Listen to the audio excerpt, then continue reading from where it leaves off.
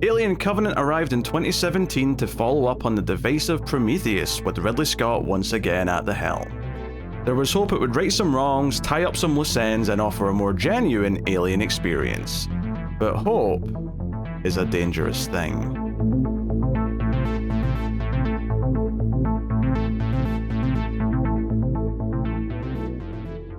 Welcome everyone to the Atomic Cinema Experiment. I am Peter, and joining me as always, and forgive me if there's a little disdain as I say this name, David is here.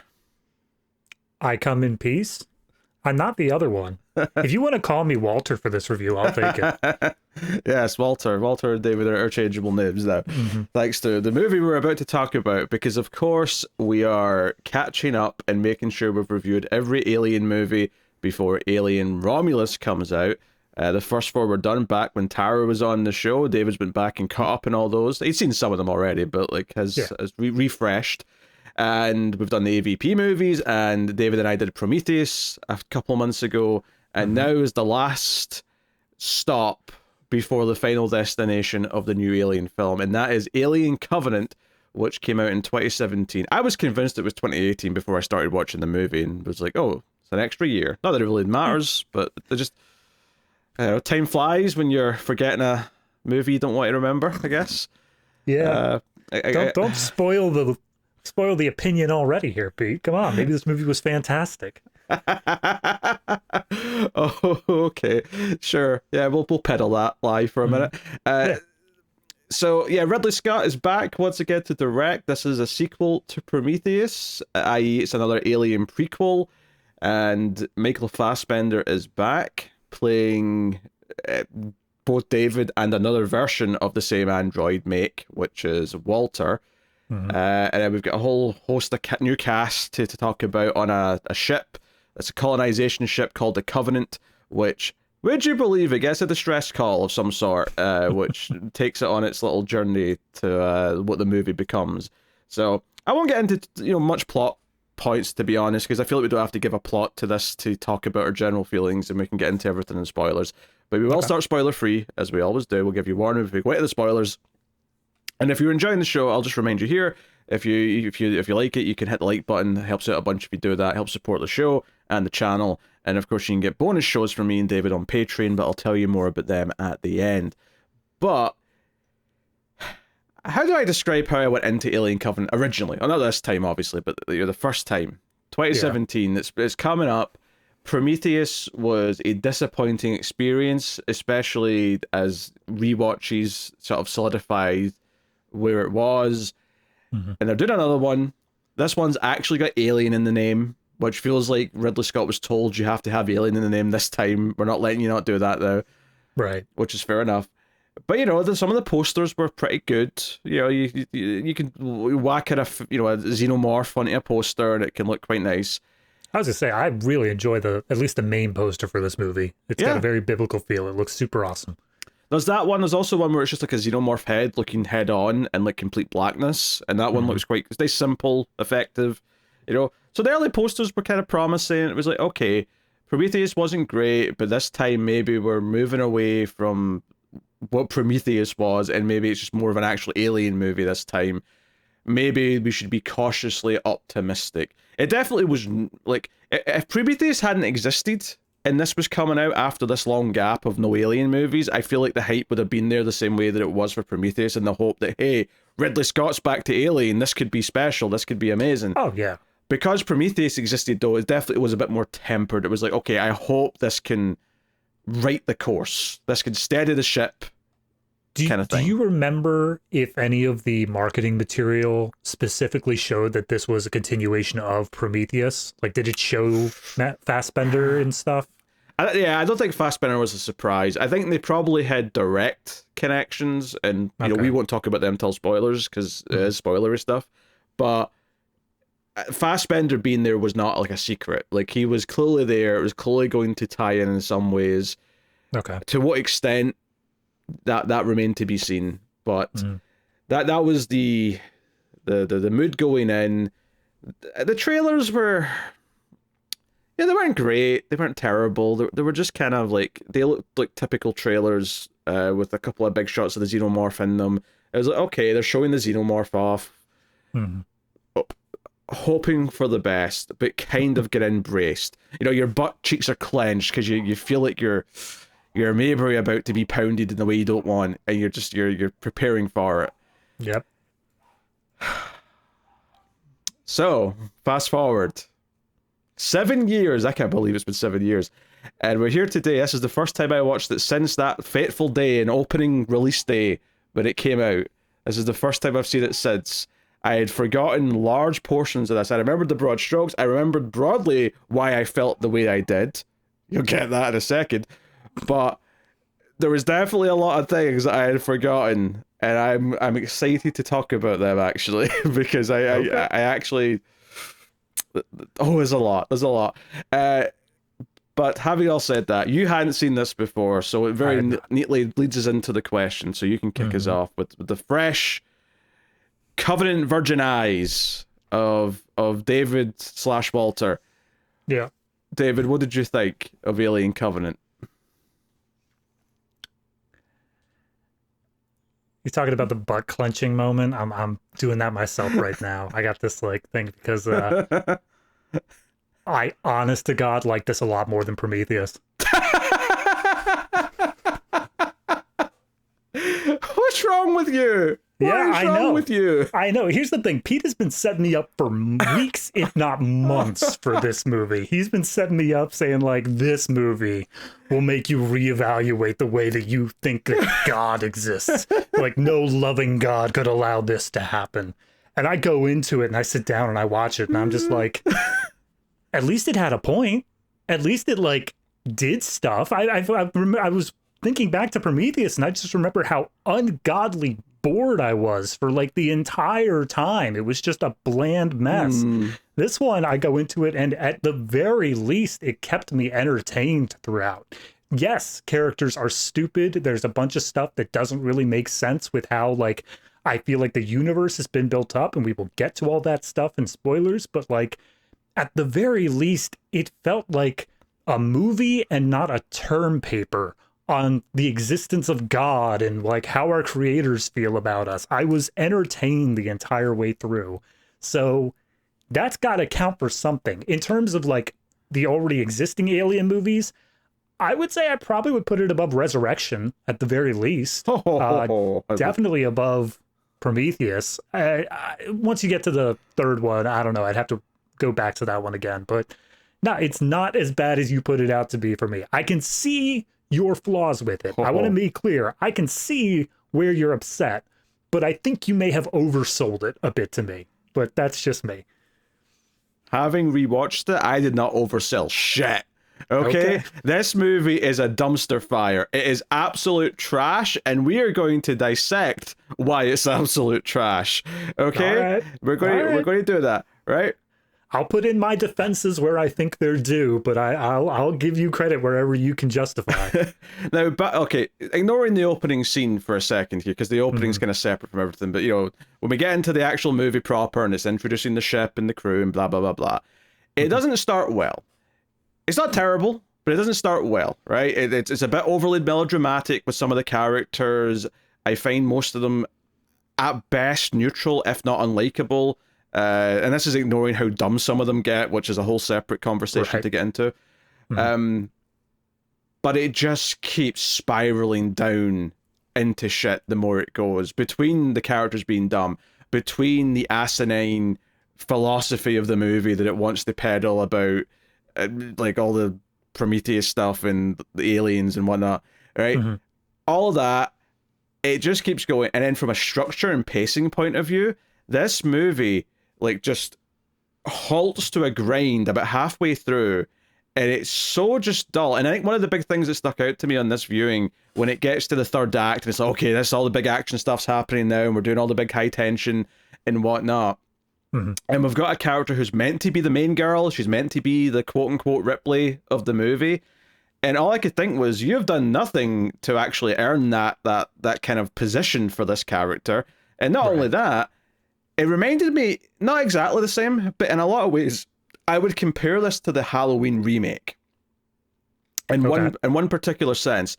In the Halloween remake, it's a 2-hour movie, give or take, and it spends an hour, maybe over an hour, of its runtime doing childhood backstory to Michael Myers. Obviously, that's not the same thing that this movie's doing, but the point I'm making is that when it gets to that 70-minute mark, it's like, okay, now it's time to actually do Michael Myers being the serial killer everyone knows, but we're doing it in about 45-50 minutes, which is basically what's replacing the original movie. So everything just feels rushed, and there's no time to actually build the suspense of what he is now or anything like that. It's just this sort of fast forward feeling where nothing's earned and nothing has any weight to it.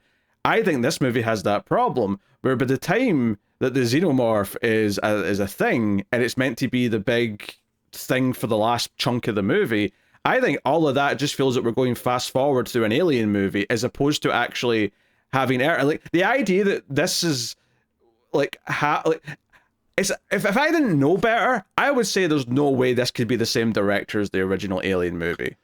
Yeah, I would agree with that. Yeah, so like I'll go when we're in spoilers, I'll go in more depth to all these ideas that I'm peddling right now. But that's some of the broad complaints. I think it's unintentionally funny in very bad ways in a couple of key moments. We'll talk about that. We'll talk about the flute. Don't you worry. We'll talk about the flute. All right. So my little counterpoint here is that I agree with what you're saying from the viewpoint of this is the next installment into the Alien franchise. Absolutely, it feels like it does not fit the sort of Alien tone. I get all that. However, viewing this instead as the follow-up to Prometheus, in like continuing that story, I think that it does a pretty decent job overall, because I don't think that the intent on it is the xenomorph stuff.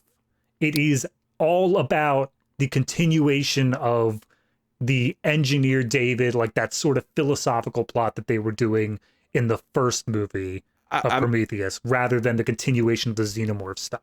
I don't think it's particularly good at that either. I think it spends large amounts of its runtime before it even can touch on that stuff. And it feels, once again, much like we said about Prometheus, it's caught in this weird thing where, is it an Alien movie? Is it a standalone philosophical movie about where man comes from? Or in this case, that sort of translates to, is it a Prometheus sequel or an Alien prequel? And I don't think it's particularly satisfying as either. Now, admittedly, because I didn't like Prometheus, it's kind of a weird, like, even if it was a good sequel to Prometheus, would I be happy with that? I don't know if I would be happy with it, but I'd probably say it's objectively better than what this is. But, so... No, I think this is a dumpster fire. I don't. I am feeling it. So let's get into some of the usual sort of basics that we talk about when we're in spoiler free. We got cast. Obviously, Ridley Scott's back as director. Fassbender's back, of course. Obviously, one of the questions you might have is Noomi Rapace. Like, are we going to see or hear anything about that character, given she was the lead in the last movie and it ended with her kind of in a place where it feels like she would still be important? All of it's spoilers to say, but it gets addressed. We'll just say that. Yeah. And, we'll... You find out where she is, at the very least. Yes. So like I said, we have Katherine Waterston as the kind of the closest thing we have to a lead, although to be honest, I don't think the movie does a good job of really separating her from some of the others to actually make her feel the lead. She just happens to be the short-haired woman in a tank top, so she feels the lead because it's an Alien movie. I mean, in terms of structure of the movie, when it comes down to leads, there is, I think, a reason why Michael Fassbender is the first credited. I think that he is primarily the focus of the movie in terms of the characters that we get. Yes, which, again, you may have mixed feelings on that, depending on whether you want a follow-up to Prometheus or you just want a good movie.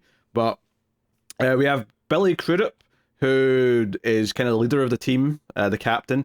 I have a few things to say about him, to be honest. But it's not really spoilers because it happens so damn quickly in the movie. But like, James Franco just shows up for like 3 seconds as like, hey, I'm technically the captain, and then he's killed off, and then it's just Billy Crudup taking his role. And I'm like, what a strange place for James Franco to show up in an Alien franchise, just as like 3 seconds of, hey, I'm here, and then he dies.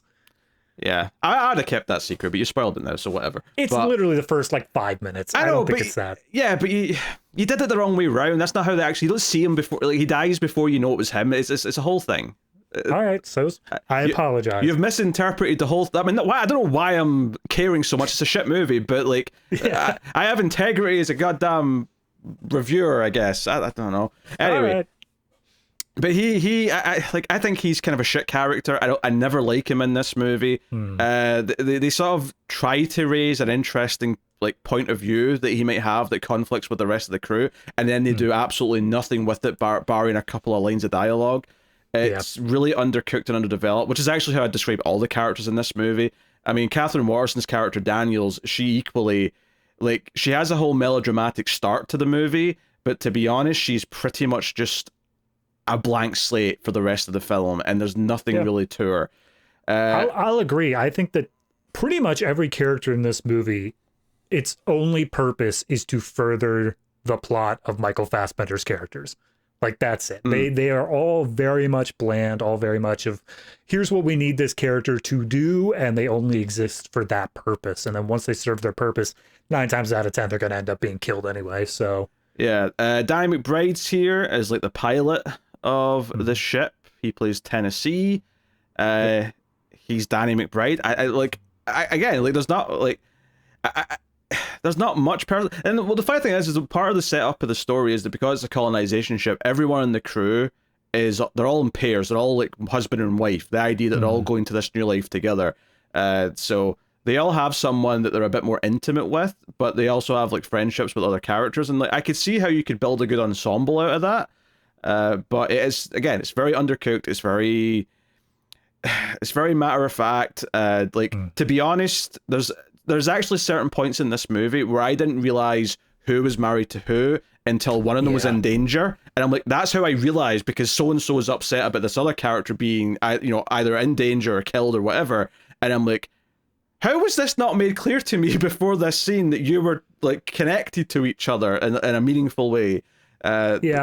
So that's the problem. I think for me, the other issue is that there's like probably like 14 people on the crew in the beginning scenes as like we get the deployment and all that, and it's kind of a bit confusing as to, even when they show people paired up, they're all wearing like the same outfits and such, and it's kind of hard to get a visual registry on like, okay, you're that person. Like Danny McBride stands out, Billy Crudup stands out, and of course Katherine Waterston stands out, but everyone else I would say is kind of the same sort of like background looking character for me. There's a lot of red shirts that are just there to add to the kill count. There's a few other notable.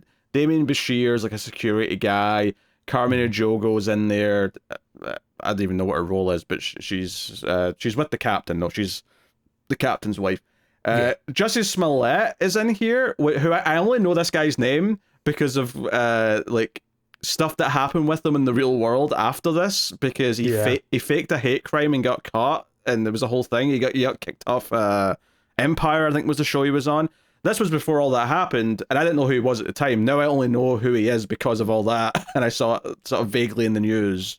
Yeah. So there's that. And then the other two that I'll mention is Callie Hernandez, who's just kind of around on the ship a lot, and Amy Seimetz, I'll say, if I'm saying that right. I know who she is as an actress because she's in Upstream Color, and she was in a relationship with the guy who made that movie, and they had kind of a breakup, and then she went to make her own movie. She had a movie called She Dies Tomorrow, which I thought was only okay, but I kind of like, she's kind of like this like indie filmmaker who's like really trying.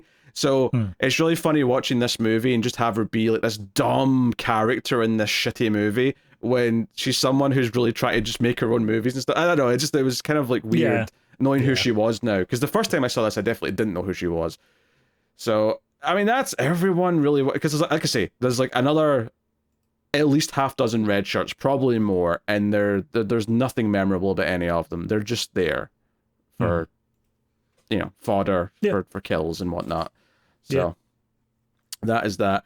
I will say on the music, they made a intentional choice to use cues from the original Alien numerous times throughout this movie, as well as some cues from Prometheus, which I respect that. I kind of hate when movie sequels go out of their way to not use any music from the previous, because unlike anything that's in the movie, like plot or characters or like cheap callbacks to sequels or nostalgia bait and things like that, whether it's actually nostalgia or more just like because the sequel came out a couple of years ago, I feel like music, because music's kind of this meta thing on top of the movie that's not actually in the movie. I think music's the one thing you can get away with. No, you can play the nostalgia beats, you can do the melodies, you can do the cues that we recognize to get a reaction out of us. That's the one that doesn't feel cheap to me, and I think it is that separation where the music's kind of like a artistic thing on top of what's actually inside the movie, if that makes sense.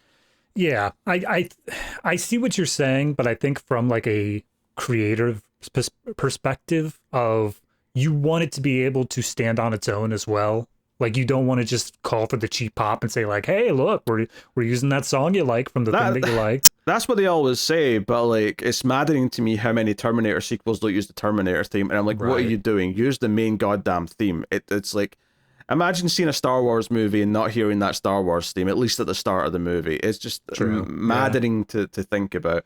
But notably, this is the first Alien movie that I think has used some of that music since the original. None of the sequels tried, you know?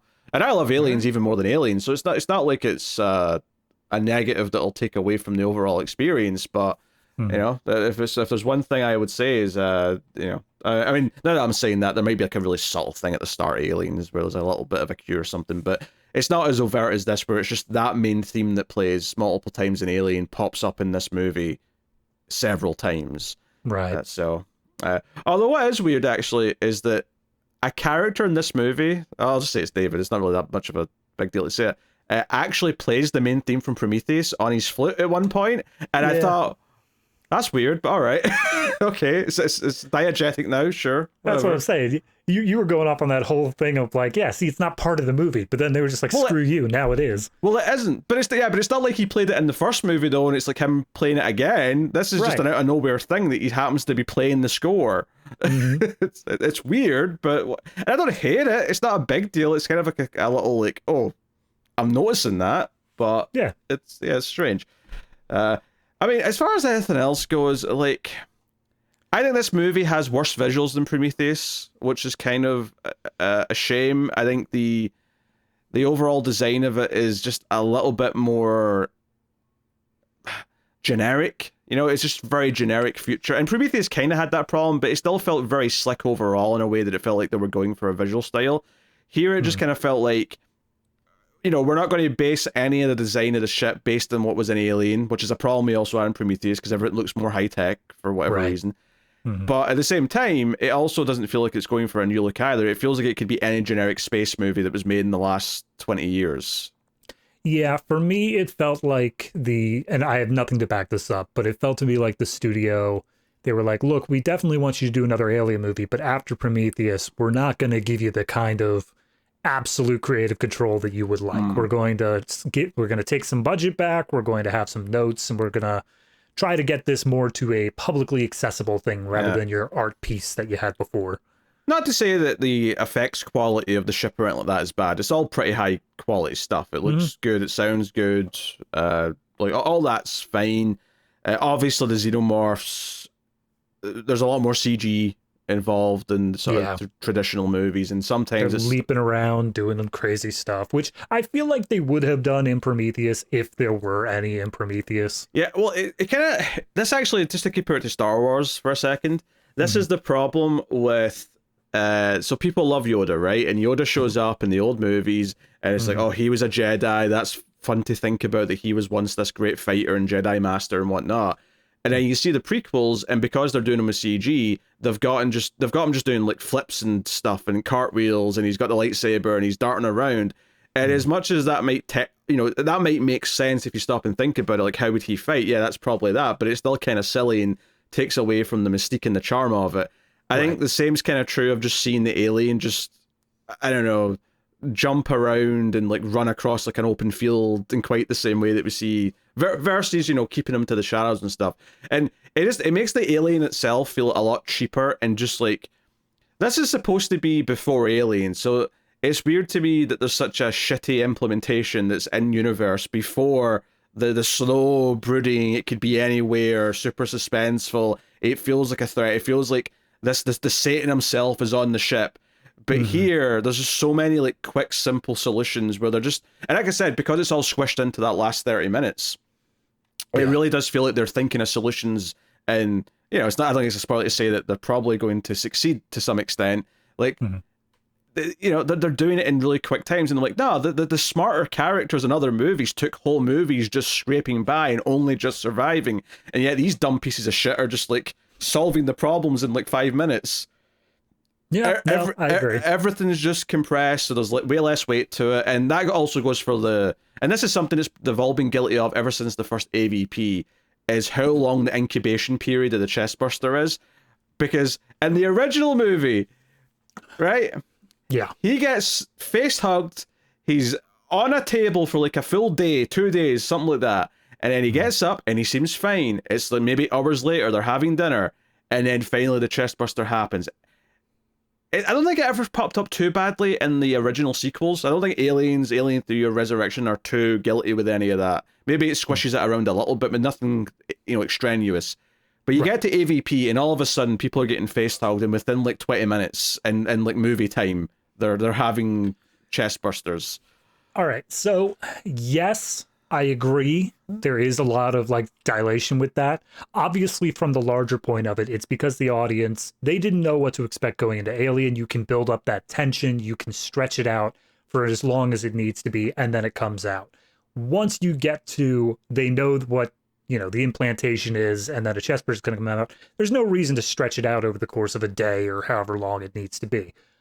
That's the meta perspective. In movie explanation, I am willing to accept it here at the very least, because they keep playing with these ideas of these different like breeds, these different types of xenomorphs. And like we even see in this movie, one of the chest bursters coming out is not a standard looking chest burster. Like it significantly deviates from the way that we see chest bursters. I agree that this technically covers it up. It's very convenient. But to counter what you said prior to that, though, you don't have to spend that much time in a movie to have time pass. Just because it takes a day for it to happen in context of like how long it takes for it to, chest burst or whatever, that could still be 30 seconds in a movie. You can literally just skip to the next day and it can happen. Yeah. The problem is that that's not what's happening. It's in movie time, it's happening super, super quick. But the difference there would be that like in the original Alien, the whole thing was supposed to take place on the ship. This one, they wanted it to take place on this planet. If they were able to wait a full day, they would have been able to have gotten an evac and just got the hell out of there. It needed to happen quickly so that they would be able to stay on the planet. Sounds like they wrote themselves into a corner then, doesn't it? But like you said, they covered it up fine. They said, okay, these are different breeds. These are different like specimens. Experiments were done, and they have different versions of the alien. And that's been a thing ever since, honestly, Alien 3, where we had the dog quadruped looking alien. So no, the different breeds, sure. But this specific, like these ultra, like the alien's different based on the species that it comes out of, right? Like it's always a hybrid based on the host animal, right? In this case, humans, right? And that's obviously what Alien 3 explored, with it coming out of either an ox or a dog or in AVP's case, a predator. More on that later at the end of the show, I expect I'm going to hear. I have no idea. But the main culprit in this movie, the main one that bothered me, wasn't the different ones or the weird ones. It's the one that's supposed to be a straight up xenomorph, and we can debate that in spoilers if that's the exact thing or not. But right. But I would say that it's kind of supposed to be. But anyway, so as Eric tells me what I talk about before we get to spoilers, I really can't emphasize enough how dumb these characters are. We'll get into specifics in the spoilers, but I'll just say there's a moment about 30 minutes into this movie, or I say a stretch about 30 minutes into this movie, where I would say it turns into a comedy of errors. And I have to admit that on this viewing, I was laughing maniacally. Like, if the rest of the movie was like this 10 minutes, I would say it's a so bad it's hilarious type movie. Unfortunately, I think a lot of it's just dull after that and annoying if you care about Alien. But there's about 10 minutes where the characters are so goddamn imbecilic that's not even a word, but like, they're so stupid that you can't help but laugh at some of the decisions and how they bring about their own demise. And just in comparison to Prometheus, we said the characters were dumb in Prometheus for taking helmets off and like touching things. Some of the characters in this make them look like geniuses, and that is saying something. It's unbelievable how dumb some of these characters are, and I cannot wait to make fun of those moments. That is true. I saw one video semi-recently, though, that made me think about it, though, and it's essentially the idea of genre blindness.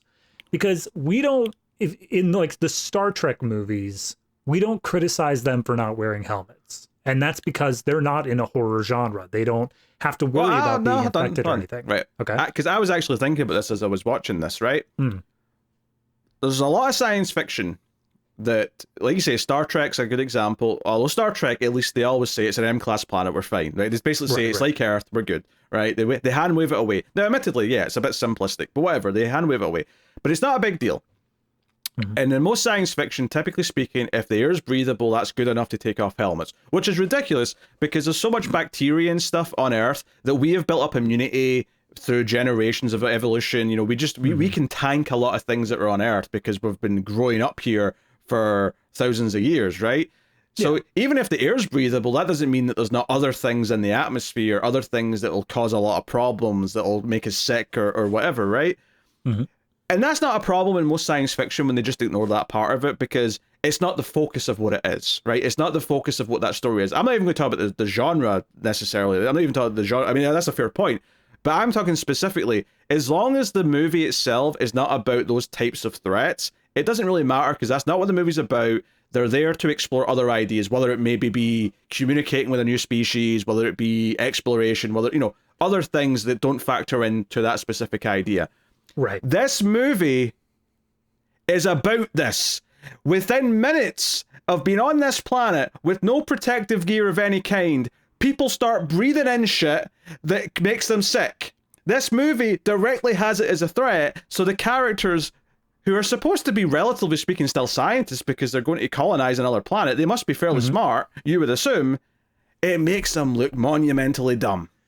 And I agree, but that's almost the point I was getting to, though, was that, yes, this movie has that. This is like the point of it, but that's only to us as the audience. To them, as the characters in the movie, they don't know they're in an alien movie. For all they know, they're in a freaking space epic of like taking this planet and making this thing. And I understand, yes, should they be wearing helmets? Yes, but that's the same sort of argument as saying, why does the girl run back into the cabin when she knows that the slasher killer is somewhere around? Like, they don't know what they're in yet. They don't have this idea as to what is their genre, essentially. And so they are just doing things differently. This doesn't matter. This is the exact opposite of what I was just saying, though. What I was just saying is that it matters because it matters to the story, and it does matter to us. You're saying this doesn't count because we know this, but the characters don't. I'm saying it doesn't count. I'm saying what we know is more important than what the characters know. We know we're in this type of movie, so them acting this dumb in this context sticks out more, and that's why it doesn't matter when I'm watching a Star Trek or something, because the whole point of a Star Trek episode is to talk about, what constitutes as like a life that should have rights, and we're going to have Picard make a speech about it. That's what the focus of the story is. It doesn't matter that they're not really getting into the nitty-gritty of the science of being on another planet. I'm not saying that it doesn't matter, and I'm fully backing up. Yes, it makes the characters look dumb. However, I'm also saying that from the character perspective of in the movie, I think that there is at least reason why they would not. Yes, they are still dumb. Like, if I were in their position, regardless of if I was in a Star Trek or an Alien, I'd be wearing my goddamn helmet. Like, there's no way to be able to, like, get that off of me until every test is run. I think the problem with the comparison is that the example of a character in a slasher movie making a dumb decision, right? One, you can chalk that up to, it's a high tension moment, they're not thinking clearly, right? And that can be a blanket excuse for a lot of things. But these are characters who are weighing up a decision to go to a planet which they're considering as a new possible home to colonize, so therefore they must need to know it's safe, and so on and so on. These are characters that by default, given what they're doing, should be accounting for these risks. So there is reason why the character should be doing it. Like, you're telling me that you like this whole idea, they don't know they're in a horror movie. That's fine in a movie where it's characters going to a cabin and they're staying there for a week. Why are they not being cautious about their surroundings? Because they don't know there's a serial killer there. That's fine because they're in a normal situation and all the precautions they've taken make sense for the context of which they've went to that cabin. These are scientists on a spaceship going to new worlds who know that there could be risks on other planets. And they don't even, like, there's not even a scene where one says, oh, we've taken an air reading. It's good to breathe down there. They just arrive there and they've got their helmets off. In fairness, as they're landing, you hear the computer in the background giving them a readout. Okay, fair enough. But that's I agree that they, like I said, from the audience, yes, it makes them look stupid, and they probably should be, but I can at least understand why they did it from outside of, we need them to get infected, so therefore they aren't wearing helmets. That's bad writing then. But I'm saying I understand it outside of that. I get the reasoning outside of that. Okay, sure, but like, there's ways to do it that would make more sense and wouldn't make the characters look stupid. So this is just anyway. Spoilers. We're going to get spoilers. All right, let's do it. If all the things. What you saying? I was just saying, when we began this, I was saying, all right, we talked about Prometheus for 2 hours. I wonder how long this one's going to take. Considering we're just starting spoilers, yeah. Like, when you started and said you liked it more than Prometheus, for all the things that you were going to defend, I cannot believe we just had that discussion. But here we are. So we'll get into it. Spoilers for Alien Covenant. You have been warned. I wish someone warned me before I went to see this in 2017. They did. It was called Prometheus. That's a fair point. What was the Rotten Tomatoes for this at the time? I want to say it was actually pretty decent. Yeah. Last time I checked. Because the IMDb score for this is a 6.4, which is way better than it deserves. That is, there's a lot of good movies. I mean, Prometheus on IMDb has a 7.0, which is insane. Because getting a 7 on IMDb is actually quite tough. Yeah, I got it up 55% for audience score, but 65% for critics. Oh yeah, who looks at the audience score? The audience are idiots. I know. Look at the critic score. All right. I just went with the lower one first because I figured that would be the one closer in line with you. No. 65 is as ludicrous to me. I don't even see. It's got the little fresh tomato right next to it. Not certified fresh, but my God, I would take. There's so many mainstream science fiction movies that are not good that I would take over this. It's not even. It's not even funny. We're living in a world where this gets a fresh rating, but Pacific Rim Uprising has to make do with a rotten score. Yep. The injustice of this world. And I'm not arguing that's a great movie, but I like it. I think it has more charm than this at the very least. Anyway, okay, so how do you start me off in a good mood in Alien Covenant? You start off with a Guy Pearce cameo as David is turned on for the first time, and he's like, yes, father. Yeah, I am here, father. And he's like testing him, and he's like, oh, that's a chair. That's a painting by so-and-so. He's all testing all of his brain. It's literally just setting up Siri for the first time on your phone. It's just like, okay, Siri, do this. Beep, beep. And the very first scene that he's born in, effectively, David starts asking philosophical questions about, oh, you're my creator, who's your creator? He's like, that's the eternal question. And I'm like, F off, movie, I do not care. Yeah, nah, that's fair. I mean, here's the thing. I think that it's, like I said, this is a sequel to Prometheus, and I think that does a good job of setting you up of like, this is what we're going to do, guys. Like, don't think that this is all just going to be xenomorphs. This is what we're continuing on. So buckle in for that. Yes. But now we're going to forget about this for almost an hour because we have just nameless crew to set up. But I will say the one key thing here in this scene is that it shows and sets up David challenging these ideas, because the second that he it just subtly challenges Guy Pearce's authority as like the one who's like important, because he's like, oh, you're going to die someday. Guy Pearce basically feels emasculated and says, serve me tea. Like, he has to like assert his dominance over him to maintain the hierarchy. Which just kind of, I'm like, okay, fine, whatever. But this is just not what I'm here for. I mean, David, I like the moment where David pauses. He's like, serve me tea. And David's like, should I? am I? I don't know. And then once he reasserts, he's like, all right, yeah, I'll go ahead and get you your tea. Why Yes. not? Well, I'll play the role. Role. So we get the ship. We see Michael Fassbender. Which the ship is called the Covenant. That's Yes. where the name comes from. Fassbender's got a hoodie on. It's drawing some parallels to David on the ship in Prometheus, but here he's Walter, and he's just maintaining the ship while everyone's asleep. We get told. What did you think of his accent? You can tell it's someone who's not American putting on an American accent. I'll say that.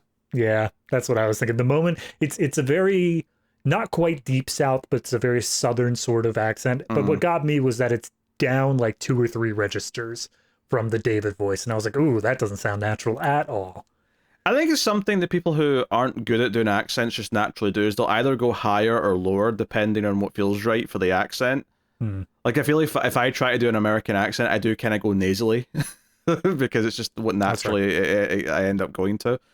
I do the same thing with like Cockney. I just go, I like governor. So I think it sets up that this is a colony ship, that there's 2,000 colonists on board who are all in cryo sleep, but there's like 15 crew, which I guess includes David because they're all couples, but they did say 15. I did notice that. Yeah. But they get woken up in an emergency because when they put out their big solar panels that recharge the ship every so often, there's like a gamma burst or something from somewhere nearby, and it causes a bit of a chaos, and some of the cryosleep pods like catch on fire, which actually, so Katherine Waterston gets woken up right during this emergency, and her husband basically gets set on fire inside his pod, and she's like banging on the window, and we just see this guy burning alive, and I'm like, okay, this is a way to wake me up at the start of the movie. Someone's just burning alive in a pod. And it's not until after, because I didn't you get a good look at his face or anything here. It's not until after where she's looking at her like her iPad or whatever, and it's like a whole movie of like, her husband who's like a daredevil type guy who likes to like rock climb and stuff like that, and it's just randomly Franco, and I'm like, what? Why does he have this weird cameo? He's uncredited. So is Guy Pearce, by the way. He's uncredited. And I'm just, okay, why is this weird stunt cameo for got me. I mean, the only thing I could think is that again, he was just available. He was like on set or something like that for a while, and he was like, yeah, sure, I'll go ahead and help out here. But I if all of the actors you could cast as like someone to show up here, James Franco seems the farthest away from the Alien franchise for me, and I don't get it. I feel that way, but I mean, Danny McBride's like a weird bit of casting as well, but but you say on set, he's not even on set though. Like, he's got like he's filmed a bit in a cliff face. He's not even anywhere near the set. What's that? They did show his like the person's face in the cryopod before he burst into flames. Do you think that was Franco? You see him briefly. What if I was to make a guess? I would say they had someone else in there and they just digitally put Franco's face on top, because it's such a quick still moment where he doesn't have to move, so it's probably quite an easy transition or swap to do. So yeah, probably. So I would be shocked if Franco was ever on set with everyone else. That's fair. There was I didn't watch it, but apparently, as we see, I think it's during his funeral scene, they show like a picture of everyone in like a crowd sort of thing. So I think that came from some special bonus materials that basically show like some stuff that he was doing with the crew, like as they were leaving and stuff. So I think he was around, but it just wasn't in here at all. I was going to say they could easily obviously Photoshop that, but if that was like a photo that they just took from the fact that it actually happened, then fair enough. But regardless, like, this is what the movie starts on. So we get a couple of moments of her just like weeping in a corner somewhere and like being just distraught. The mood's very somber. Everyone's kind of sad, and it's like we get introduced to Billy Crudup's character, the captain, and his wife Katherine, played by Carmen Ejogo, and this is what was so weird for me about his character, is the first time we really see them, at least in a moment where you can actually take them in as characters, is she comes up to him and she's like, "Hey, you're in charge now. You're next in rank. You're the captain now. I'm the captain now. Look at me. I'm the captain now." All right. she's like, hey, they need you to be strong for this. They need a leader. So, and it's like she's giving a little pep talk, and he's a bit nervous.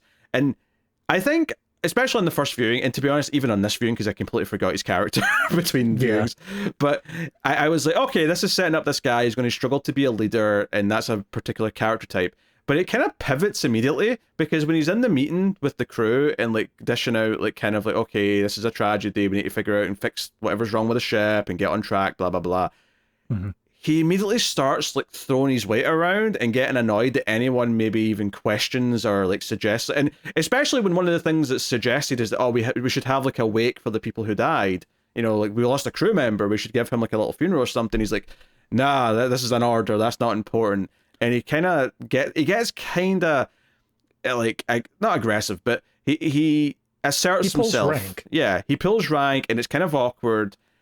And what really sticks out about it, though, is that a couple of scenes later, when they kind of sneak off and give like a little wake for the dead guy, and they sort of they do the Star Trek 2 thing where they put him out the airlock and he floats out into space.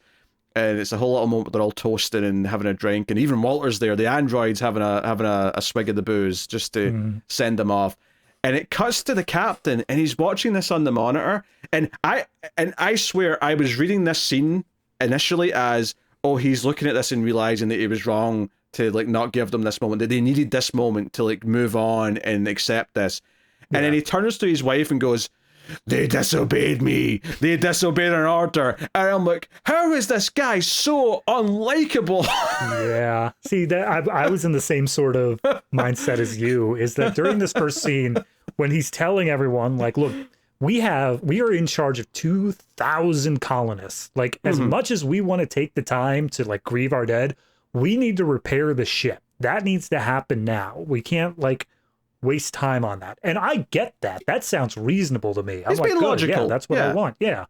As much as, it's not, these people are emotional. They need a little bit of time like to grieve. Right now is not the time to do it. And I fully get that. But once they come to the scene where everything's taken care of, they have fixed the ship, everything's calmed down, and they give their dude a funeral, and he still turns around just like, they don't trust me. They don't think I'm good enough to lead as captain. I'm like, bro, you're not, if this is how you're reacting. Let your guys do your thing. There's moments when he's angry and he's frustrated that he doesn't think he's being accepted as captain, where he honestly looks like a junkie who's like getting the quivers for his next fix. And I guess I hear I'm just insulting the performance of the actor, but yeah, I don't like it. I don't think it works. And I think constantly I kept coming up, I mean, at least initially, once they set up the character well enough, I was like, okay, this is just who he is now. But like I say, there was multiple times early on where I thought, oh, they're setting up this guy that we're going to hopefully root for, and he's going to show that he can be captain by the end. Instead, it's immediately this different thing. Okay, that's fine. And then you see this scene where he's watching them have the little wake, and I'm like, oh, this is where he's realizing that he was in the wrong, and he's maybe sort of accepting some of the other facets of being captain that isn't just making sure the shit that needs done. Like, there's part of like taking care of the crew as well. But no, he's instantly, no, they've disobeyed me. I have to put my foot down. And the wife's like, honey, when we go and colonize somewhere, these people are going to be your neighbors. We don't want them to hate us forever. When we're, living next to them, and we have to trust them to like, for food supplies and everything else. Like, we want to have a good relationship with these people. So don't ruin this. And there's one point that they bring up and then just completely drop. And that is, apparently the captain is highly religious. And he thinks that's the reason why he's like, oh, they think that I'm crazy because I believe in God and therefore I can't make logical decisions. It's like, bro, that's not the reason why. You're an asshole. I mean, yeah, you're absolutely right. He brings that up and says, like, people don't like a man of faith being in charge. They'll just think I'm making decisions based on spiritual reasons, right? Right. Here's my question for you, David. Other than the 2 times he brings this up where he says, oh, they won't trust me because I'm a man of faith, does he ever do or say anything that actually shows that he's a man of faith? The only thing is literally the second before his death, where he asked the character nearby saying, what do you believe in? And that's okay, it. Sure. That's it. There's no other thing. If anything, I think it was he was written as religious specifically so we could have that final line for him. Yeah, so you could have that line to tie into what David's doing and all that. Yep.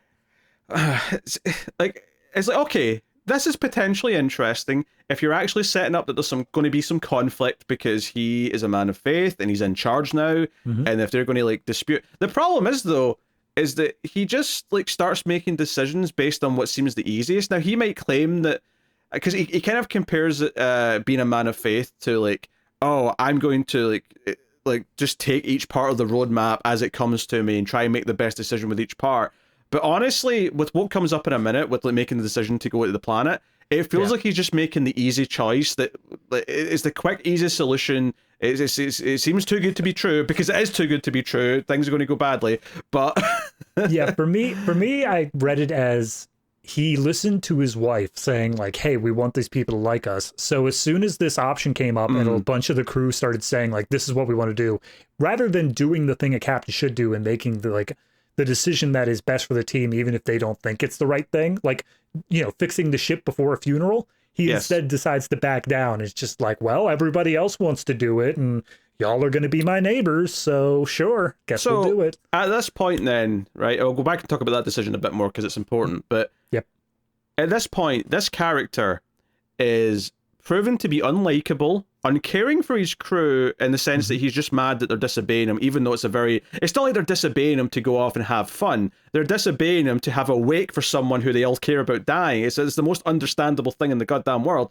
And secondly, he is flip-flopped from being aggressive and throwing his weight around to just doing something because he thinks the crew will like him for it. There has been zero reason for us to care about, root for, or even just like sympathize with this character. Like they've designed someone who is just, because he's such like a pushover effectively, which in a weird way kind of shows why he's a bad captain because he just flip-flops to appease the crew. So all of that stuff was really frustrating. And of course, this decision that they come to is that after they've been fixing the ship, Danny McBride does a bit of spacewalking to fix a couple of things, whatever, right? They fix some stuff. There's a couple of other conversations to talk about, which we'll get into. But the main decision here is they find a signal, right? It's when Danny McBride's outside, his helmet picks up a radio signal of some kind. That's because outside the ship's like, I don't know, force field or whatever. It comes in, whatever. It's just the only reason they did it was to just have this little jump scare for a second when Danny McBride's like visor freaks out for a second. Yeah, because there's really no reason why it shouldn't just be a case of, once they fixed the radio system, they instantly heard this inside the ship. Like, they could have just done that. That's why they didn't hear it at first. They woke up for this other reason, this tragedy happened, and then they hear this signal afterwards. But anyway, they hear this signal, and it's all, corrupted, and it's not coming through clearly. But they hear just enough of it to, one, make out that there's a human voice in there, and Danny McBride, even though I swear I couldn't hear this from it, but he swears he can hear the tune from Country Roads, right? He starts singing it, right? And it's like, okay, don't get me wrong. I get the reason why, compared to, say, the distress signal in the original Alien, hearing a human voice coming from somewhere where there's not supposed to be any humans is at least intriguing from a scientific perspective. It's like, wait a minute, how did this happen? What's going on?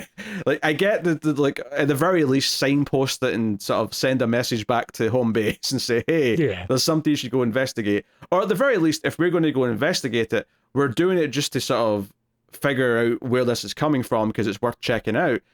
Instead, Billy Crudup's character, the captain, is instantly like, hey, maybe God gave us this, and like this could be a better home than the planet we're going to. And it's actually, honestly, the only likable moment I think Daniels really has as a character is she's the sensible one, kind of like Ripley with the quarantine stuff in the first movie. She's the one that says, we've spent years researching this planet we're going to know that it was a suitable home, that it's worth traveling to.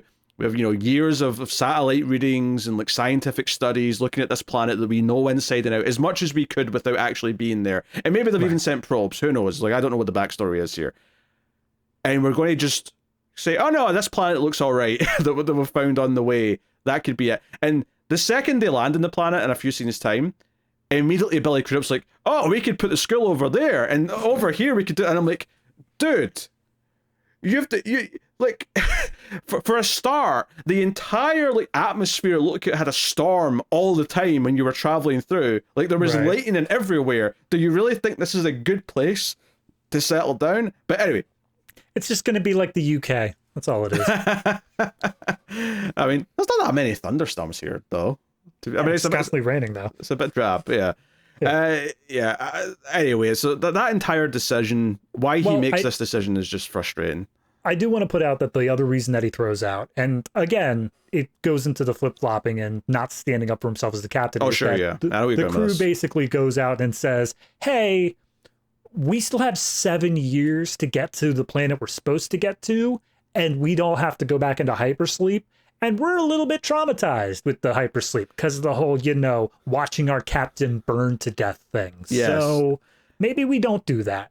Which is fair enough. I mean, 7 years, like, if they all said, hey, do you want to just stay awake for 7 years? Like, it's not, I mean, it's a long time, but it's not, like... I'm going to guess that, like, in terms of food rations and stuff like that, they would not be able to. I mean, it's a colonizing ship, and there's 2,000 people. I feel like they've probably got enough to spare. All right. One person... 7 years, that 7 years would be 365. That'd be 2,100 days of food that they weren't supposed to eat. So that'd be one meal from every single person on that ship. And then multiply that by how many crew members that want to stay awake. They've got farming equipment to get going as soon as they land. They'll be fine. Yeah. They'll be fine. I'm just being facetious for the sake of it, but yeah, like that part of it, like I get why they're scared and I get why the crew don't want to do it, but it's the fact that the captain is immediately, both before saying, hey, this could be a chance of a new home, I'm not making any assumptions, I'm not jumping to conclusions, but again, as soon as they land and they're walking through the field, he's like, oh, that'd be a good spot for this building, that'd be a good spot. I'm like, come on, like he just comes across as a complete twerp and I don't like him. So there's that. Before we get on to like them leaving the ship, though, we should talk about just a couple of quick things. The main thing being Walter sort of comforting Daniels and sort of being there for her, sort of thanking him for whatever. And she tells him this story about how she now is like her husband is this adventure outdoors kind of guy, and he had this dream of building a cabin on a new planet. And they've actually, in storage on the ship, got all the wood and nails and shit to build a cabin. And now that was all his thing. She doesn't know what to do with that. It's important for later because it comes back up at the very end. But it's it's the one of the few moments of like attempts at character building here that like at least I could see what they were trying to do with it. I think unfortunately because the movie focuses so much on David and Walter, especially once we're down on the planet, it does feel like she is just a background character until it's time to just have the lead female for the final act, if that makes sense. Yeah.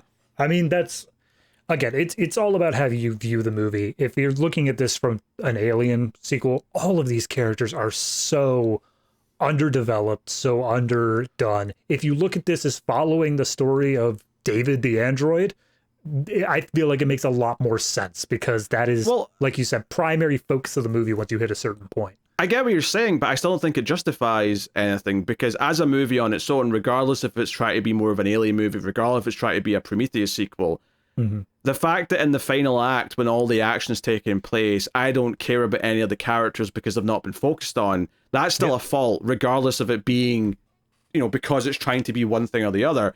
On its own terms, I should be invested in the characters trying to survive in the last stretch of the movie. And they've just not been focused on enough to have that. They haven't.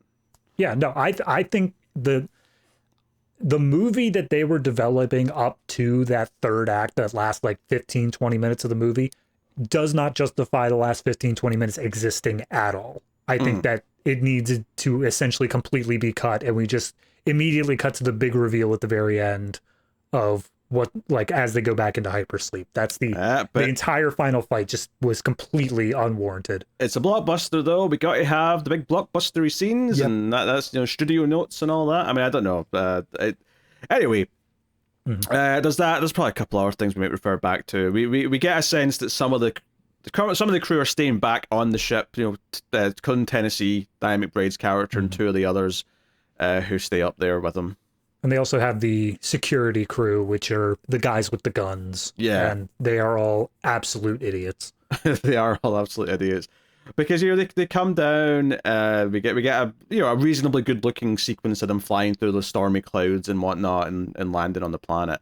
But this was one of the things where I think visually it's a bit less interesting than Prometheus, is that once they get off that ship, it's just like, oh, this is just a field somewhere, and like I was gonna say, they come down out of the clouds and they land in like this hilly area, and I'm like, oh, that's cool. So this completely alien planet that's definitely not the same as Earth has the same type of trees, huh? Yeah, That's even weird. as corn, they point that out. Like this is like, corn. oh, look, we got a wheat field. And to be fair, that's at least like a plot thing where they're like, Yes, it how is. the hell do they have wheat here? That doesn't make any damn sense. Yeah. But they don't question the trees or anything like that, which is the part that bothers me. I'm like, look, if you want to say that every single habitable zone planet just develops the same vegetation, fine, but it seems like a cop-out. Yeah. Again, it's the Star Trek. It's an M-class planet. It has all similar things to explain why it just looks like Earth, and that's fine. Why does this look like a stage set down in Hollywood's desert? That seems weird. But that's the thing, though, is that Prometheus did go out of its way to feel like it's a more alien, desolate world, whereas this just feels like, oh, we're in it. This feels like something a low-budget movie would do. And it's not a low-budget movie, but it feels like something a low-budget movie would do, is just set it in a field somewhere. But yeah, here we are. So a couple of characters stay back at the drop ship, right? Amy Simon's character, who's Faris, apparently. You sure? Yep. And she's like the medic. She's the one who's staying back at the ship for that. She's a medic, and she is the wife of Danny McBride's character, which is something that I don't think I knew until she was in danger, which is what I was referring to earlier. Right. Right, here's the thing. So these characters all come out with just jackets as if they're going for a hike, that they don't have any space gear on, never mind helmets or gloves or whatever. And it's one thing that... So, Jogo's character, right, the wife of the captain, she says at one point, oh, I'm going to stay in this little area and take some readings and do some sciencey stuff. I'm like, so you are a scientist? Okay, that's good to know. Having trouble accepting that right now. And one security guy stays with her. And don't get me wrong, it's dumb that they're also exposed and not even thinking about the fact that there could be parasites or whatever, or bacteria that they might not be able to handle. But at least this guy, who is dumb, he goes for to take a dump in the forest, and he just happens to step on some spores, which look like nanobots that swarm together and go in his nose or whatever, right? Yeah. But the one that bothered me, though, was the other security guy that's with the main team, and they're going in like through like the cave in the mountain or whatever, like near where they find the ship and everything else. Yeah, they track the signal and they say, oh, it's like up on this mountain, and then they come across the ship from Prometheus as they were flying away. And they're going through like one of these areas. He intentionally pokes at these spores and sticks his face right up to it. And would you believe it? The spores go in his nose and he is now infected with, we'll find out what it is soon. But this is a moment where I'm like, how even someone who's not a scientist should know not to just stick their face into alien like plants and hope for the best. Now, Pete, we lived through COVID. And I think you and I both know that people are stupid. Okay, people are stupid. Doesn't make me want to root for this idiot, though, does it? Yeah, no, that's fair. I don't watch a movie about stupid people unless the point of the movie is that they're stupid, right? I mean, we had to get stupid people to be the first ones dead. I was, honest to God, that's just the way it had to happen here. We don't need that, though. We don't. We absolutely don't. You can just write characters who it's unavoidable that they get into this predicament. They don't have to be stupid. That is giving the movie far too much leeway. I'm not saying that the movie, like, I'm saying that this movie decided that we had to. I'm not saying all movies have to have that, obviously. Yeah, I'm just making it clear. This is just, we're adding up the things here. But yeah, so, you know, they find the cockpit area of the Prometheus ship, and there's like a hologram recording, which is what this signal was that was beaming out. And it seems to be Shaw from Prometheus singing Country Roads at the helm of the ship, and that's what they've heard, and they're like, wait, that's a human. In fact, one of them even recognizes that it's Shaw. Like, oh, she disappeared 10 years ago on the Prometheus. Yeah, they find her dog tags just hanging up in the ship, and it's just like, wait, E. Shaw, Elizabeth Shaw of the Prometheus, the ship that just disappeared? And I'm like, wow, someone read the show notes. I mean, I buy that they would know about that because it was a super big deal. Probably that ship was going out exploring stuff. I think the dog tags just dangling there for them to find is a bit in the convenient side. Isn't the whole point of the dog tag supposed to be there around the body so we can identify the body? Yeah. We'll get to the body later, don't worry. Yeah. Oh, dear. But anyway, as this is all happening, the guy who, both guys who took in the spores both start getting sick. The first guy a bit quicker, but they're both getting sick. So there's this whole thing where Jogo's character takes the guy she's with back to the drop ship, and he's like, oh, he's sick. And she's radioing into the other character, and she's like, yeah, bring him in. I've got the med bay prepped. But of course, as she sees her walking with this guy who's coughing and clearly really, really sick, she's like shooting up black liquid. Maybe we shouldn't let him on the ship. She's clearly for a minute I thought this was the smart character. That opinion's going out the window in a minute.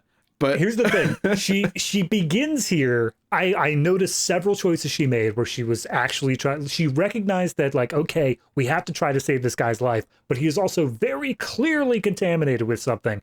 So she directs them to say look, get him to the med bay, but don't touch anything. Yes. And then she has to carry his weapons up to the ship. And the moment they get up there, she just takes off the gloves she was wearing and throws them away without touching them again. Yes. She just immediately. So she does have some idea of quarantine. Yes, she is at least arguing for some level of quarantine. And we get to a situation here where this guy's in the med bay, he's coughing up more and more black goo or whatever. And Amy Simon's character Faris, she locks the door and locks inside, and Jogo after she gets blood all over her face, mind you. Oh, that's right. Yeah, the guy coughs up blood in her face, and that freaks her out because she's like, "Oh no, I've probably got whatever he's got."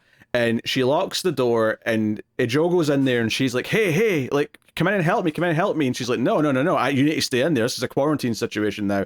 And she's adamant about this. And while she's trapped in there with this man, we get what I'll call the backburster, where we get a species that's not the xenomorph, right? It's obviously there's some similarities, but it's not quite it. Clearly, there's someone's been tinkering and experimenting. We'll get to all the reasons behind that later. But this creature comes out the back, and it's sort of looking around, and Jogo's freaked out by it, and she's backing away, and she grabs a knife at one point, and she's trying to hold it at bay, but the little alien's not having that, of course, and just jumps at her and tries to kill her. As this is happening, Faris runs and gets one of the guns, right? And she's also in the comms occasionally yelling, "Hey, we got a quarantine situation and someone's infected. Get back here quick." And every so often it cuts back to the captain who's with the rest of the crew going, "Yeah, we're on our way. We're almost there. She opens the door. And I shit you not, I cannot tell you how much I laughed when she walks into this med bay room. She's opened the door with the gun in hand, trying to kill this creature that she now sees as a threat. And within seconds of stepping in, she slips on a banana peel and lands on her arse. Of course, it's not literally a banana peel, it's the blood that's on the floor. It may as well be. But it may as well have been a banana peel. That is this moment. Yeah, and I'll fully agree. I laughed hard at that moment because it's so contrived. It's so we couldn't just have her miss the shot. It had to be a whole thing of whoops. It's a comedy of errors, and then she takes so many shots at this thing, and she's ducking and diving, and she keeps shooting it, and they run into the main part of the drop ship. They're out of the med bay at this point. And one thing that happens in the middle here is she goes to leave the room, and she's like, "Okay, I'll lock it back in there." She presses the lock button. Her foot gets stuck in the door, and you think "Oh no, it's going to escape through because her foot was in the door." Turns out, no, she manages to get it out in time and locked just in the nick of time. But then it takes about 6 seconds for the xenomorph to just bash through the glass window on the door. I think there's something in the credits called a neomorph, so I think that might be what this is. Okay, so I'll go ahead and just say I did way more research on this than I should have. Okay, because this is not a xenomorph, just still. Yes, they are called neomorphs. They are the white, pale version. Yes. They do not have the black skin. And instead of chest bursters, you call them backburster. The official term is blood burster. Okay, sure. Yeah, but no, these new ones that are made via this fungus spore thing are... Technically, these are not new. Technically, these are predecessors to the xenomorph. True, but they are called neomorphs. Sure, but like, you know what I mean. Like, well, then again, I have so many questions in regards to the timeline of things. Okay. By the time we get to the end, I don't even know what a xenomorph is anymore. We're getting away from things. Yes. Because she has this moment, she trips through the door, but she gets it shut. The neomorph just bangs its head against the glass and gets out, and she starts just recklessly firing shots at it. And I'm painting you a picture here, right? Imagine she's standing, right? You're playing a video game, and you're a first-person shooter, and you're aiming at this thing, and it's moving across the ship, right, in a circular kind of motion. So you're literally just in one position, and you're pivoting, shooting across. And I swear, she's going right to left, say, and she's going. You keep getting more shots of it, and then eventually you see what looks like yellow canisters of some kind, right? And again, it's very video gamey. You know what happens to yellow or red barrels in video games when you shoot them, David? Do you know what happens? It's filled with banana cream pudding, and it's a tasty time for all. A minute after she banana peels on the floor, making her look like such an idiot, despite the fact that she was the one who was actually trying to quarantine things, she is then dumb enough to blow up the ship by shooting explosive barrels. And first of all, why is there barrels that flammable or explosive just out in the open in the ship? I assume it's fuel. I guess the only explanation I can possibly come up with. Fuel or oxygen, one of the two, And then, although maybe a container over the top so that you can't just... I mean, not that you should be firing bullets in there anyway, but like certainly, I don't know. Yeah. I mean, it's one of those things where...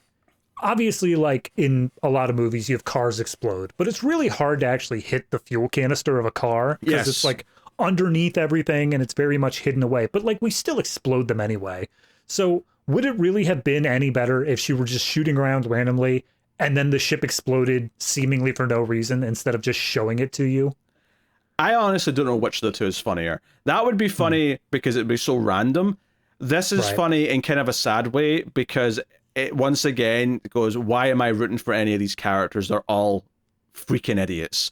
It's a comedy of errors. That's what this segment of the movie feels like. Everything from touching the spores to breathing it in to everything with this character, banana peeling and shooting the barrels to blow up the ship. And then, of course, you see the ship blow up. The captain sees it because they're close enough at this point, and they see the explosion, and then you actually see her like burning body walking out and like falling to the ground, like super sinister, like. And which also means now the captain's wife, who was in the med bay, is also dead. She was killed by a xenomorph, but he now knows that she is neomorph. Sorry, he now knows that she's dead because like she was in the ship as it exploded. Yes, yeah. Obviously, that's not how she died, but yeah, from his perspective, this explosion is what killed her. And it doesn't really matter that he never knows the truth. If anything, it probably would be comforting to think she died instantly in an explosion versus whatever that was. So. You know, everything's just all hell's breaking loose, and the other guy that breathed in the spores from the main team, he starts vomiting blood, and if I'm right in remembering, he actually throws up the alien rather than it bursting through. I think it was like his full esophagus or whatever just like came out, and then with it came the neomorph. Yeah. Oh no, that was the. Didn't the first guy in the med I think bay? they both had it because the one guy came out through his spine, but he also vomited up like his entire entrails. I remember the visual of the guy in the med bay. Like, obviously it's a backburster, but like once it actually comes out, there's a lot of like entrails and stuff like hanging down from it. Yeah. Whereas this guy kind of vomits it out. But it starts running around, and they're all sort of taking shots and whatnot. And I think the one in the ship also survived the explosion. Did it not? I vaguely remember seeing it just like skitter away. Now, isn't it the one that throws up that scares away? Maybe I'm wrong. I thought they both. I thought at the end there were two neomorphs like around, like attacking them. Maybe I'm wrong. I thought it was just the one. I thought the one in the ship died. But I mean, it doesn't really matter either way. Yeah, and this is where just the icing on the shit cake, right? This is where Jedi David shows up with his cloak and his long hair. I cannot tell you how bad this long hair looked on this character, right? Yeah. He just shows up out of nowhere, Deus Ex Machina, fires like a flare gun that scares off the xenomorph, or the neomorph, sorry, and the character, he's like, come with me, and they all follow him. So when you say this is like a follow-up to Prometheus, and if you look at it in those terms, it works. I don't know if I count him showing up like a Deus Ex Machina halfway through the movie, when the movie's been nothing to do with that, really, until... I mean, obviously, yeah, they found the ship and whatnot, but the way he just shows up, like, if you wanted to give me a movie about David and his adventures after what happened in Prometheus, then just have him be the main goddamn character and start with that. This whole, we're pretending we're a typical monster movie, and then David's going to show up halfway through, and then the next half hour is going to be him wanting to kiss himself and like play with his flute and like talk about that's both a metaphor and not at the same time. Like I cannot tell you how dull this next like 30 minutes or so is. All right. So I'm gonna phrase it this way though, because while yes, we are focused on this crew to begin with, and then we get into more of this, more David oriented stuff. Everything about this planet, as we come to find out, is because of David's actions.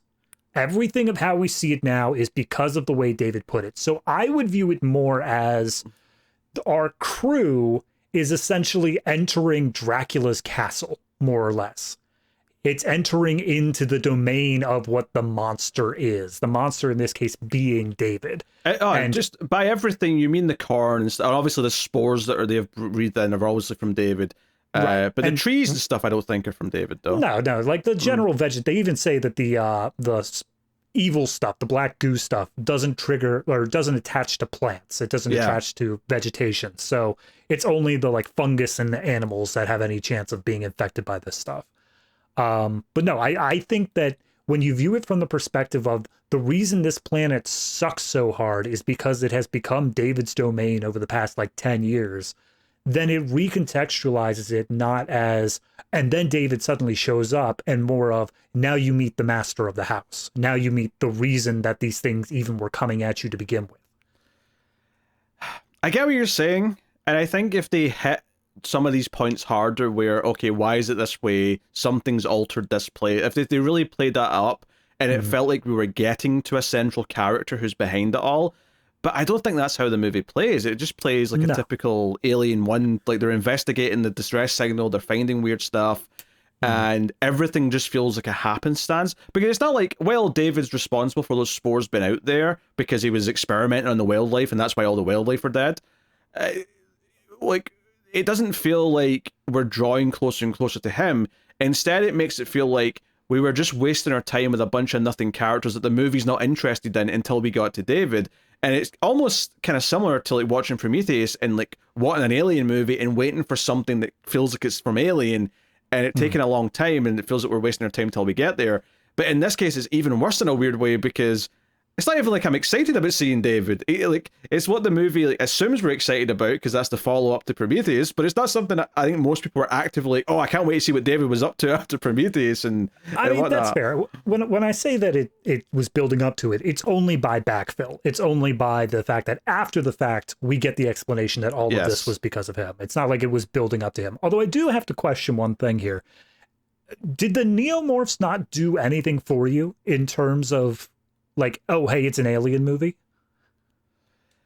Not really. I mean, I think this just comes down to execution more than anything else, though. If these had been good scenes where there's a monster chasing people or like, but instead I'm too busy laughing at how dumb the characters are and I'm seeing this CG thing like, jump around, which doesn't remind me of how an alien stalks people. It's just more of like it's like a gremlin or a critter like jumping around killing people. Like if these had been well executed scenes that weren't feeling rushed and felt like they were they're building a new threat or whatever.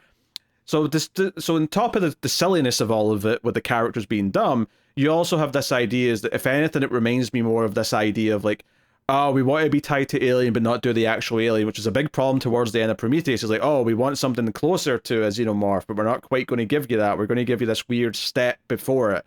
And that's what this kind of was. I'm not against there being a different type of alien, and this being the different type, we get this pale version of one. I don't hate that in concept. I just don't think any of these scenes with them are actually good or remind me of what it feels like to watch an Alien movie. That's fair. Yeah, that's reasonable. So I'm not excited by any of it. Okay.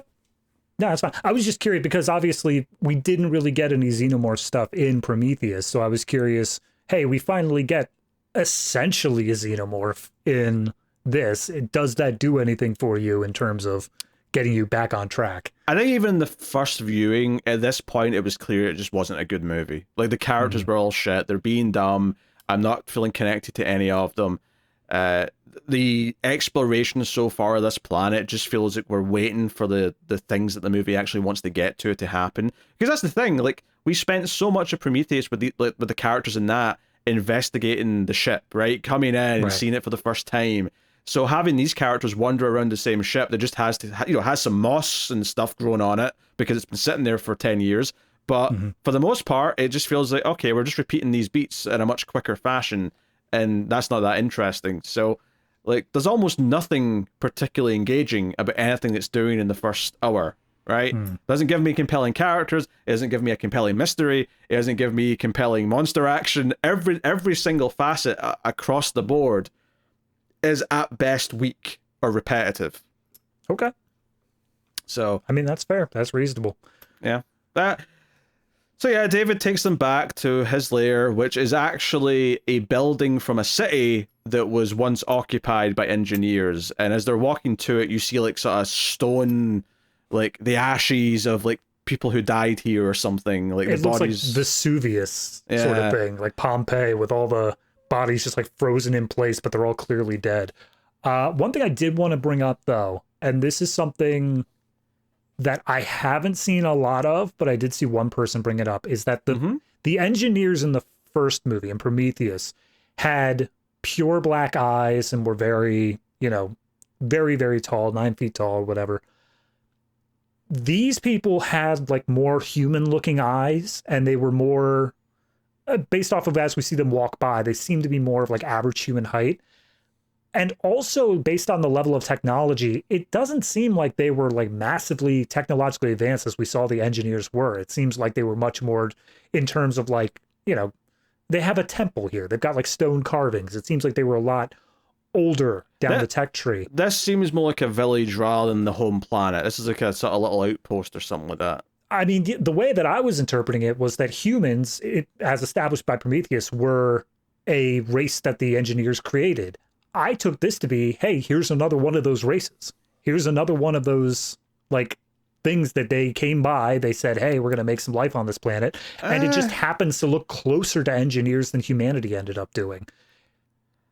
Well, yeah, I guess. I guess you could do that. I just never cared enough to think about it this much. Oh, yeah. It changes absolutely nothing except for from David's perspective of, did he kill the gods or did he just kill some other race on this planet? Well, you're jumping ahead because we're not talking about the flashback yet, right? I know. We're just talking about them going to this temple or whatever it is, which, like I don't have much to say other than that. It just feels like they're all waiting around. Obviously, there's a bit of a moment for Walter as he sees David sort of standing there, and it's kind of clear that they're setting up the idea that Walter's a better person, if you will. He's a good android. He's a good boy. He's not going to betray them. And David's like, welcome, brother. That's his attitude to the whole thing. It is notable during this part that David has kind of lost it. Like, he's going off on these like monologue sort of things of just like, welcome everybody, ha ha ha. Like, and in addition to the long hair, it very much puts him at this, not like full on crazy, but definitely has lost 1 or 2 marbles along the way. Yeah, and as someone who wasn't in love with the character from Prometheus, like there's nothing about seeing, he's went a bit even more cuckoo, like on his own, thinking he's God, creating life and like a temple on this random planet.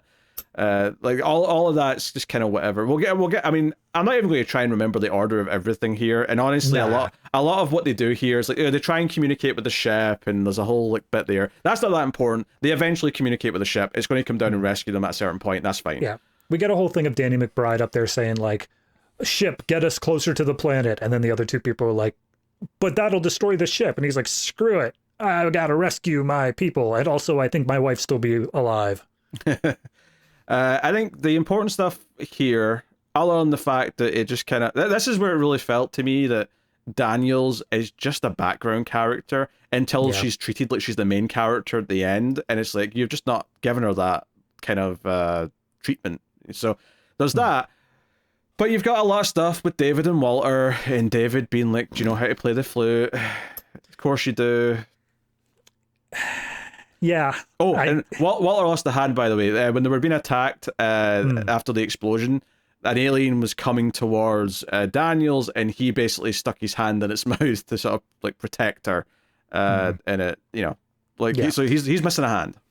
Yeah. So I think there are three big things that happen here. The first one is we get this sequence of David looking over the necropolis, all the dead people, and he does the poem Ozymandias, which has been stated over and over in media, but the big thing of it is that, like, there's this inscription in a stone that says, "My name is Ozymandias, look upon my lands and tremble." Meanwhile, it's nothing. It's all just decayed, and it just shows that, you know, time takes its toll on everybody. No matter how immortal you think you're going to be, every one of your creations eventually leaves. And of course, Walter jumps in and says, but who watches the Watchmen? Right, exactly. But no, he essentially does, more or less. He comes in and he's basically like, I think you're misinterpreting the poem, dude, because you're saying it as in like this cool thing, but it's supposed to be a cautionary tale. But yeah, then they show that Elizabeth they flat out say, the ship came in, it landed on this planet, it crash landed, and Elizabeth did not survive. This is what David says. David spins this story. He says she didn't survive the crash landing. However, though, and this is probably as good a place as any to talk about what we see what actually happened, is that we don't even see Shaw in this flashback. We find out what happened to her later. We just don't know what's going on with her. We hear David say, "Oh, she fixed me up." Because remember, David was just a head at the end of the last movie. So David's been put on a new body, or just reattached to his own body, whatever the case is. And we see that he hovered over this city, and there's like and maybe the one thing I'd say against maybe the idea that this is a race that the engineers have created is that there's like a port for their ship, which makes me think it is part of their system still. Maybe this is like the women and children are smaller or something like that, and that's why they're different sizes. Or maybe it's just, subspecies, whatever it may be. Right. But David said, when the ship crashed, the biological weapon of mass destruction leaked out and killed everyone. Instead, what we actually see happens is David just did this. He wanted to just kill them all. And we get this scene where this species clearly know what's been launched from the ship because they immediately get scared and all start running. And it doesn't go well, obviously. They get taken over and they all die, and they're all spewing out black goo and things are popping out of them, and it's a full, it's very CG. It's probably, this is, in terms of like the movie's visuals, probably the worst looking segment to me, because it's just this big gray CG kind of mesh of all this things going on. Like, I don't know, it's not, it doesn't have any kind of contrast or pop to me, despite the fact that, even beyond just the fact that it looks kind of dull, because it's all one color more or less. Yeah, it's very like beige, brown sort of color. But no, I agree. I think that the scene itself could have had a lot of impact because it shows how far David is cracked. It showed that he's the one who caused all of this to happen. But instead, it just kind of felt, I don't want to say passé, but like it didn't feel as big of a moment as it should have. It felt like, oh yeah, okay, he may as well have.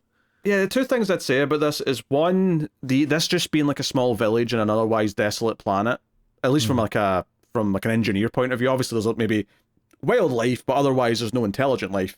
Right. That feels very anticlimactic to me. We're going off to meet our makers, and they chickened out, and we're not going to see the engineers' homeworld or see, what their civilization with all their technology actually looks like. We get one little village. So either this is the homeworld, and my response is, this is it, or it's just like, oh no, we've just decided to do a little village that you went to visit instead. And it's like, okay, well, that's not that exciting. Like, you did the smallest scale possible thing you could after you set it up at the end of the last movie, so it just feels like a bit of a dud. Yeah, I agree. So that's you can say what you were saying. No. That's I think that they would have been better off if they had gone to the actual engineers. I think that there's this ebb and flow that they play with here, especially with that opening scene with Guy Pearce, is that you've got the creator top level, you've got the creation, and then you've got something that the creation makes. And that thing that the creation makes always takes out the original creator. So you got engineer, human, AI, and then the AI is what ends up taking out the engineers if this were the home planet. But then moving down to the next level, the AI is what creates the alien, and the alien is what takes out humanity. And I like that idea that like it's constantly supplanting, going down the next level of the chain. And the problem just from the get-go of Prometheus is that you're promising exploring, like, okay, who created the alien, and you know, we're promising some level of answers, and then you keep just teasing and breadcrumbing and never actually getting to the real meaty answer, and it's clear that there is no real answer, and that's why you're not getting to it. And there's something to be said for Damon Lindelof having a hand in the script for Prometheus, because he's kind of known for that to an extent. But here's the thing, though. I actually really like Lost. I really like Leftovers. I really like Watchmen. Funnily enough, he did the Watchmen TV show. He's very good at a lot, so it's very different material. I just don't think the mystery box, like, Alien didn't need more mystery. It just needed to have more Alien. Yeah, like, I think mystery box, like, we both really enjoyed Watchmen, but I think that came with the idea of, this is all we're going to get.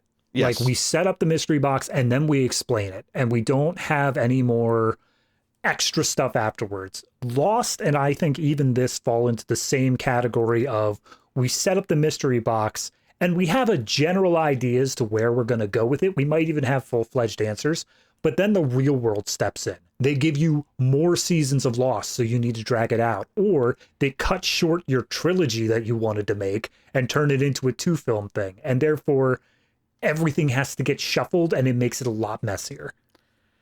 I still think that's been too kind to this movie, though. Saying that there's meant to be a third one that they never got, and that explains some of the problems, I don't think is... I don't think that it's... I think that if Prometheus did really well, this movie would have changed its format drastically. I think that this movie only exists in its current form because Prometheus didn't do as well critically. That's a fair point. But Prometheus wasn't even good to begin with, though. That's the other problem I'm having here with this. I mean, that's... Yeah. But, yeah, that's a whole other debate, I suppose. But, right, so you've got that problem, right, of this is it kind of feeling to, like, this is where that was building to. And then the other problem here it's obviously all throughout the rest of the movie, really, but this is the real start of it, is him making this speech and then seeing what he actually does in this flashback. And, you know, it's him looking down and being like, oh, they're all dying, and him looking fascinated as he does that. It's very much, okay, they're doing this thing with David where he's fascinated by creating life, making his own creation, seeing how it kills, and like having him stoically watch as people are killed by either his creation or, in this case in the flashback, the biological weapon that's on the ship. And every time they do this, I'm just like, this is clearly the main thing this movie wants to be about, is this idea of him becoming his own god in his own eyes. And I'm just so thoroughly not interested. And every time he looks like this down at something as he creates or kills, I'm just like I don't think Michael Fassbender's a bad actor, but I think this character is not doing him any favors. Every time he says something or does something in one of these big moments, particularly as David, where he'll say something that's supposed to be kind of darkly philosophical, or he's quoting Ozymandias or whatever, every single time I'm just going, this is a movie that's trying to sound deep, and all I'm getting instead is paper thin, like, ideas that's trying to punch above its weight, but the actual meat isn't there to back it up, and the compelling character certainly isn't there to back it up. So as a result, all of it's falling flat. And it's even more true in this one than Prometheus, where with Prometheus, at least in a first viewing, you're like, oh, it's going to like hook me by the end, it's going to like make its point and I'm going to get it. And then you realize, oh no, this had nowhere it was going. This is ending just with an ambiguous non-ending. So coming into this, you're coming in harsher. You're saying, give me something to justify this in some way. And it's like, no, it's just as hollow as that last one, but it's worse now because it's the second time. And I'm not excited by this. And then that leads to the idea that David's now the most important character in the entire Alien universe, because he single-handedly engineers the xenomorph, and that's a whole thing we have to get to. We will get to that, but I have like major questions as to whether or not this is even a xenomorph. Oh yeah, because we can get to all those questions, and I understand why you have them. And I will just a general point here I want to make is that, to me, one of the things that makes Alien so good. Now, obviously, it does add to the Alien a bit because it introduces the Alien Queen, right? It does expand upon the Alien itself. But most of the world building that I really like about the Alien franchise, and even 3 and 4 to an extent here, obviously not as good as the first two, is the rest of the world, though. It's the corrupt corporations, it's the colonial marines, it's the way the world works in the human side of things. That's actually something they can expand on each time. That doesn't feel like they're punching this super above their weight. It just feels like natural expansions where it's like, oh, wait, this world feels more fleshed out. Now, I get the idea of the evil people who want to get a hold of this thing to use it for bad reasons, that they want to play God. And those themes always worked in those previous movies. In fact, they even worked with Ash, the android, in the first movie, which is what this entire twofer movie is trying to bank on. And it's actually kind of compelling to me that they didn't even consider, maybe they did consider it, I don't know, but they could have brought Ian Holm back in Aliens as the android if they wanted to, because, you know, he's an android. There's just a second one. It's fine. But they never did that with Alien before now. I suppose technically they brought Lance Henriksen back in other ways in Alien versus Predator, but that's a whole different that's very different thing. This is just straight up, no, here's another version of David in the next one. But anyway. I get what you're saying, especially with all that earlier stuff of, you know, this is the focus. It's about David and how David essentially is the guy in the universe. He is the main character, and he's the one who is kind of focusing the story, and it seems like leading us to the original Alien movie if he were left to his own devices. But just for the record, do you think when I'm watching Alien from now on, I'm sitting watching it thinking this is all because David did this? No, I'm not. This is the sort of thing that relegates this sort of stuff to, no, this was big budget fan fiction, which is insane because Ridley Scott directed it, but it doesn't matter. It still feels like that. Which that's I get what you're saying in terms of not having an interest in that. For me, I can't say I have an interest in that, but at the very least, I'm willing to play ball with it. I'm willing to. Prometheus set up this stuff. It set up these ideas of, who really is God. If we keep on making creations that can surpass ourselves, then like, wouldn't it just imply that the next generation is the one? It's like the ultimate thing. So David, being the latest in that chain, he sees himself as God. He's able to do that and then wants to make his own creations, which ends up being, as we hear from Ian Holm in the original Alien movie, the perfect organism, the perfect, like it's just constantly building on itself of trying to make a better and better creature. So I'm willing to play ball with it because it seems like it has some cool stuff to say. But what you said in terms of it feels like paper thin philosophy, it feels like this idea of they're just barely tapping on this stuff, I also have to agree with, because like Ozymandias, everyone knows Ozymandias. It is like a very popular thing to reference when you want to sound deep, because it's like, oh yeah, get it? Like everything is so temporary and whatnot. To pull on that and to say, yeah, get it? It's so on the nose of like, yes, we get it. The guy who's making stuff may not last very long. Clearly we get what you're saying there, Mr. Scott. You don't have to bash our heads in with it. So it's almost like the themes, because some of these themes are in the earlier Alien movies. It's almost like the themes were more powerful when they were more subtle and they were there to be read rather than yelled at you with a character actually going through it. And I'm not saying that you can't take like a more subtle theme and expand upon it in a sequel. In fact, it's actually one of the smart ways to make a sequel is to take like a subtler background kind of idea from an earlier one and develop it into being more of the focus. It's just that in this case, they've leaned on it so hard that it broke. It's all it's trying to work on is trying to be this.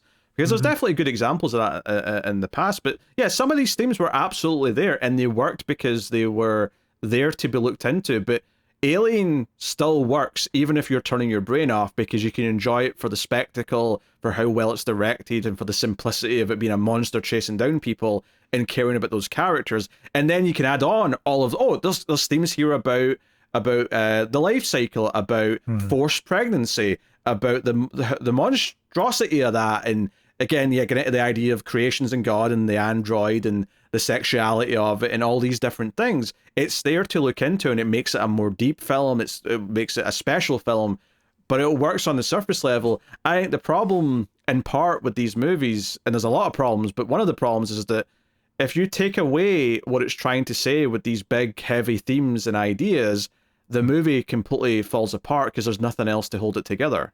Oh yeah, this middle bit of the movie, if you don't care about the philosophy at all, the entire second act is just nothing. There's nothing to it for you to latch onto. Yeah, which by the way, where I think that David specifically says that the necropolis is like totally safe, and there's nothing to say that he's wrong for like 45 full minutes. Yes. Of characters just sitting around being like, all right, cool. Except it's not safe at all, of course. Right. Well, of course not. The neomorph just saunters in at one point, because of course it does. Yeah. Yeah, honestly, actually, the point with the flare, though, when David shows up is actually about an hour in. It's like 55 minutes. It's almost at the halfway point. And that just shows how much is squished into the rest. Of course,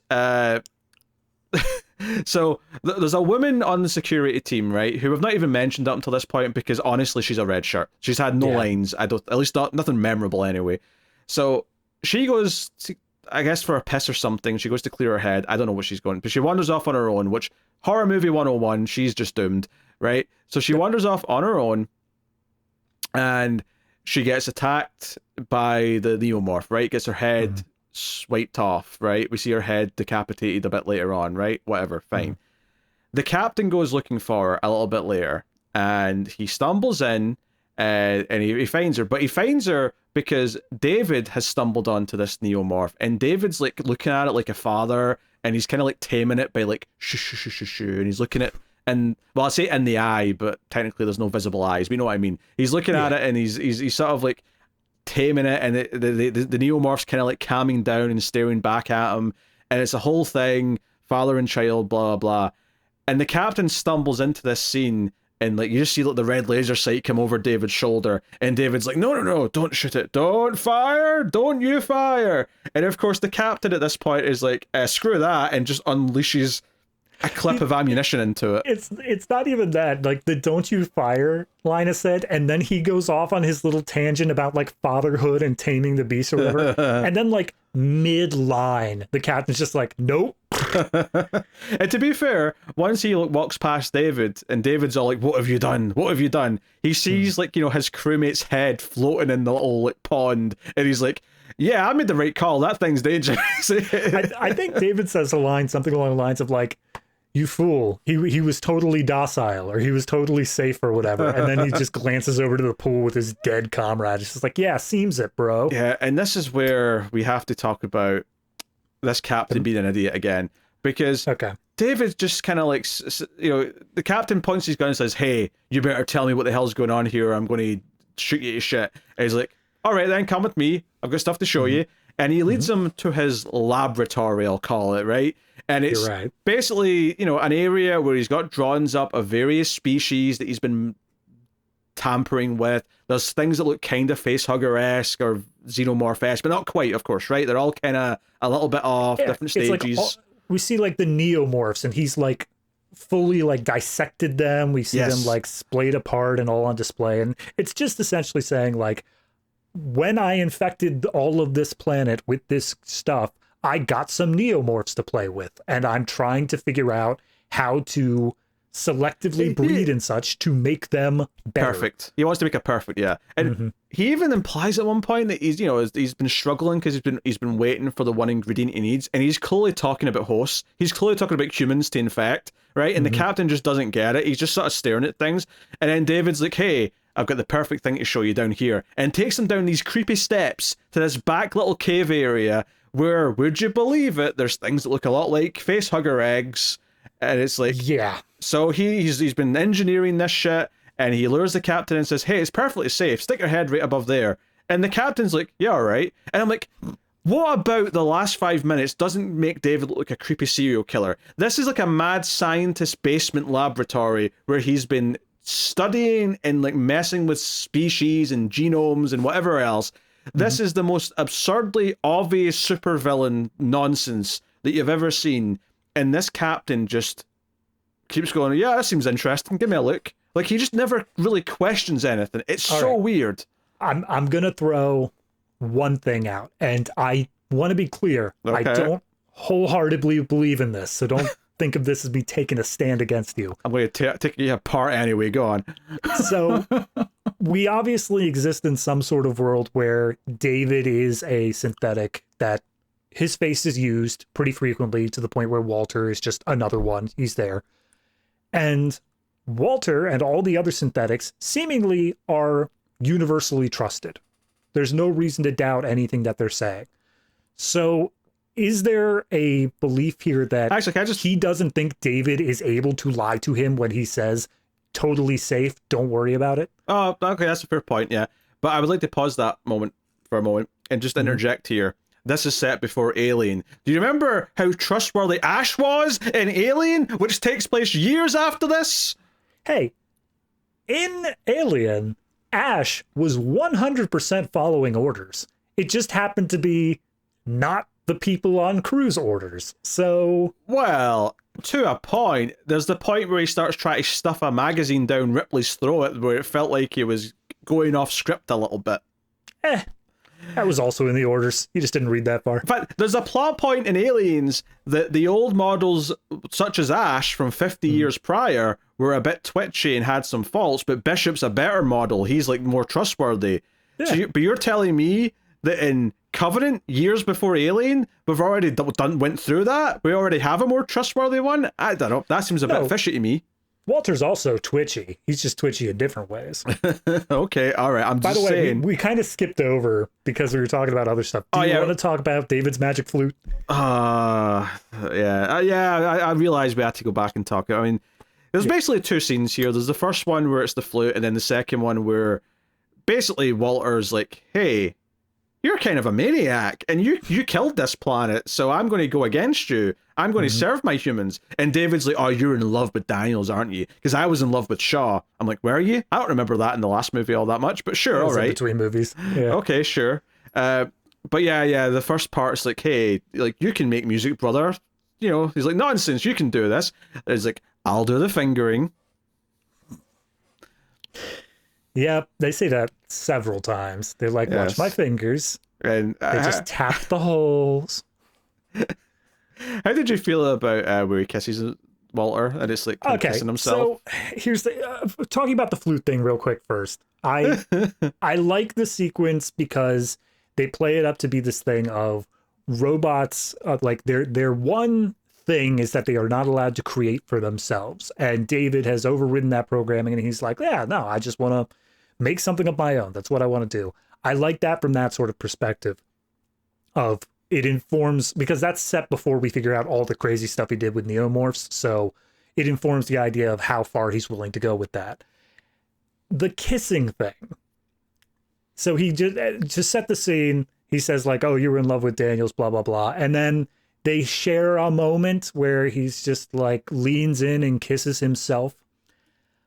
I think that it works for the character because it establishes at that point that David is just 100% narcissistic God delusion. Like, he sees himself as above everything else. So to literally be looking in a mirror here at himself, it's like, this is the sexiest thing I've ever seen in my life. I get what you're saying. I think the problem I have is that at this point, I know I don't like his performance as David. I don't like how this character actually acts.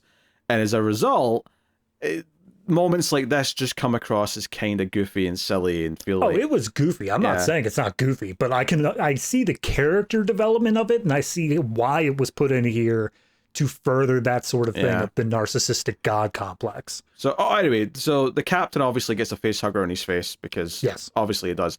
And a little bit later, the two security guys that are left, we're down to two, right? They find the dead body of the woman, and they come looking for the captain. Daniels is looking for him as well. Daniels sort of separates from them, though, and she finds like another part of the lab where Shaw's dead body has been cracked open. Clearly, David used her to experiment and do, xenomorphy stuff with her. So that's the thing. And she's like, oh shit, he's a villain. He's a bad guy. Oh no.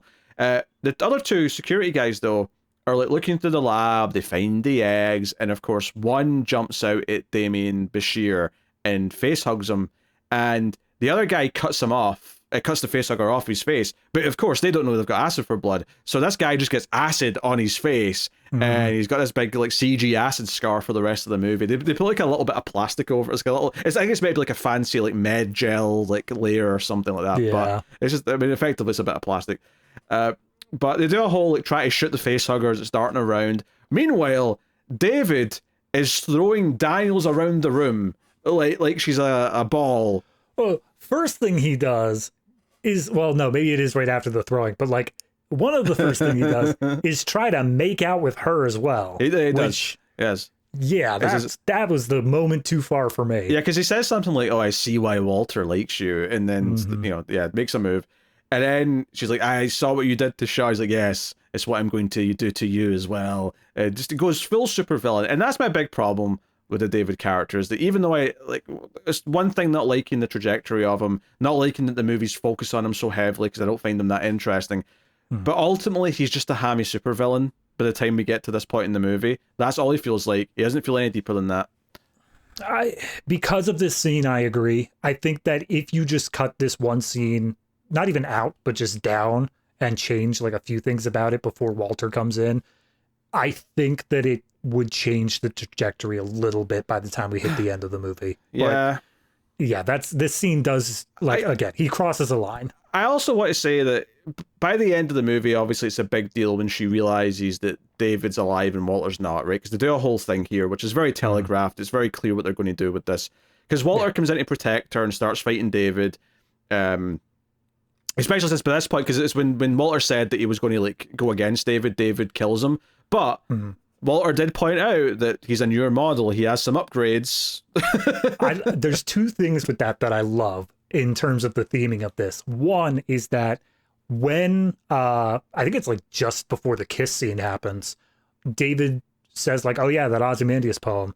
And it was written by Byron." And then Walter comes in being like, "No, it was written by Shelley. You're not as like all powerful, all smart as you think, man. You're getting stuff wrong." And that's like, it just shakes him ever so slightly. And then add on top of it this sequence where he thinks, he knows how to kill his own model. He goes out, he rips out like a certain tube, and then Walter seemingly shuts down. But then he comes back and he says like, "No, there have been some upgrades since your time. In the past like 10 years, we've made some changes." And again, it just furthers that idea that David is not as perfect. He's not as godlike as he would like to believe. He is being supplanted by this superior model in a lot of different ways, but he just cannot accept that himself. Yeah, the big thing for me is when we get to the end and there's the moment before she goes to sleep that she realizes that it's not Walter, it's actually David, and how terrifying that is. I couldn't help but feel that would be a lot more of a bigger moment if it felt like she had an interaction with David that lasted longer than this 30-second scene where she's been thrown around. Like, see if there was actually a scene where she was scared for her life and like sort of hiding from him and running away from him or something, and it was like, oh no, he's like a super villain in her mind, and Walter's the good guy, and Walter comes in and helps her. That's all fine, but it's so rushed, like everything from this point on for the rest of the movie, that it just doesn't land that well when we get to that revelation at the end. Because the big thing here, of course, is that, of course, the xenomorph does come out of the captain, right? We get the chestburster moment. Like actual xenomorph with black skin and like whatever. Although as he comes out, as the chestburster comes out, we see it's slightly different, because as it comes out, it like is able to just spread its arms, and like it's the shape of a normal xenomorph as it comes out of the chest. It doesn't really have that like honestly middle process. I think this just comes down to the same thing as why is everything technology-wise so much fancier. I think this is just because we can do this now. It's not a puppet that's like darting across the table. We can just animate this now in CG, so that's why it's going to look more like the xenomorph very quickly. Okay. I think that's all that is. I don't think that's a difference in species necessarily. But the ship's coming down. Diane McBride's flying like it's like a cargo part of the ship that he's not meant to be used for this. But he's coming down, and this is all just so that we can have this big crane thing as a big set piece in a minute. But he's flying that down for them to run out and get on board the ship. And so the two security guys who are injured are running out with Daniels. David's fighting Walter, And it seems like David's winning, and it seems like Walter's winning. And of course, they do the really obvious telegraph bit where Walter's seemingly about to win, but David's reaching for a blade. And then it just cuts away. And then the next time we see seemingly Walter, he's running out and he's missing the hand. But even in the first view in the cinema, I went, "That's David. He's cut off his hand, so he's tricked them." It's so obvious. I don't think that's a negative, though. I think that if you by the time that they have that cut there, it doesn't matter whether or not you believe it or not. I think that it's intentional. If they wanted you to think David was dead, they could have cut it any other numerous sort of ways. I think it was intentional, and it doesn't change anything by the time you hit the end of the movie. If anything, it gets you to stay more involved and like get the tension rolling earlier on, because the whole time that they're interacting, because again, we're like 30 minutes from the end of the movie still, we have this tension of like, when are they going to find out? When is it going to finally come to light that like, this is him? In theory, you're right. But that's in theory.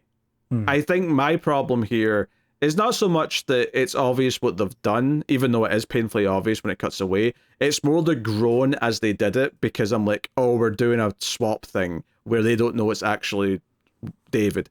And I think for me, that was just so uninteresting, and I'm like, okay, I guess we're doing that. Like, at that point, that was my attitude towards it. It was like, oh, this is where we're going with it. Okay, fine, whatever. And so I was never really that compelled, but I think that's just a knock-on effect of not caring about any of these characters. I don't care about David. I don't care about any of these other characters in the movie, so I don't care about them finding out that he's actually David. So there's no, pull to it.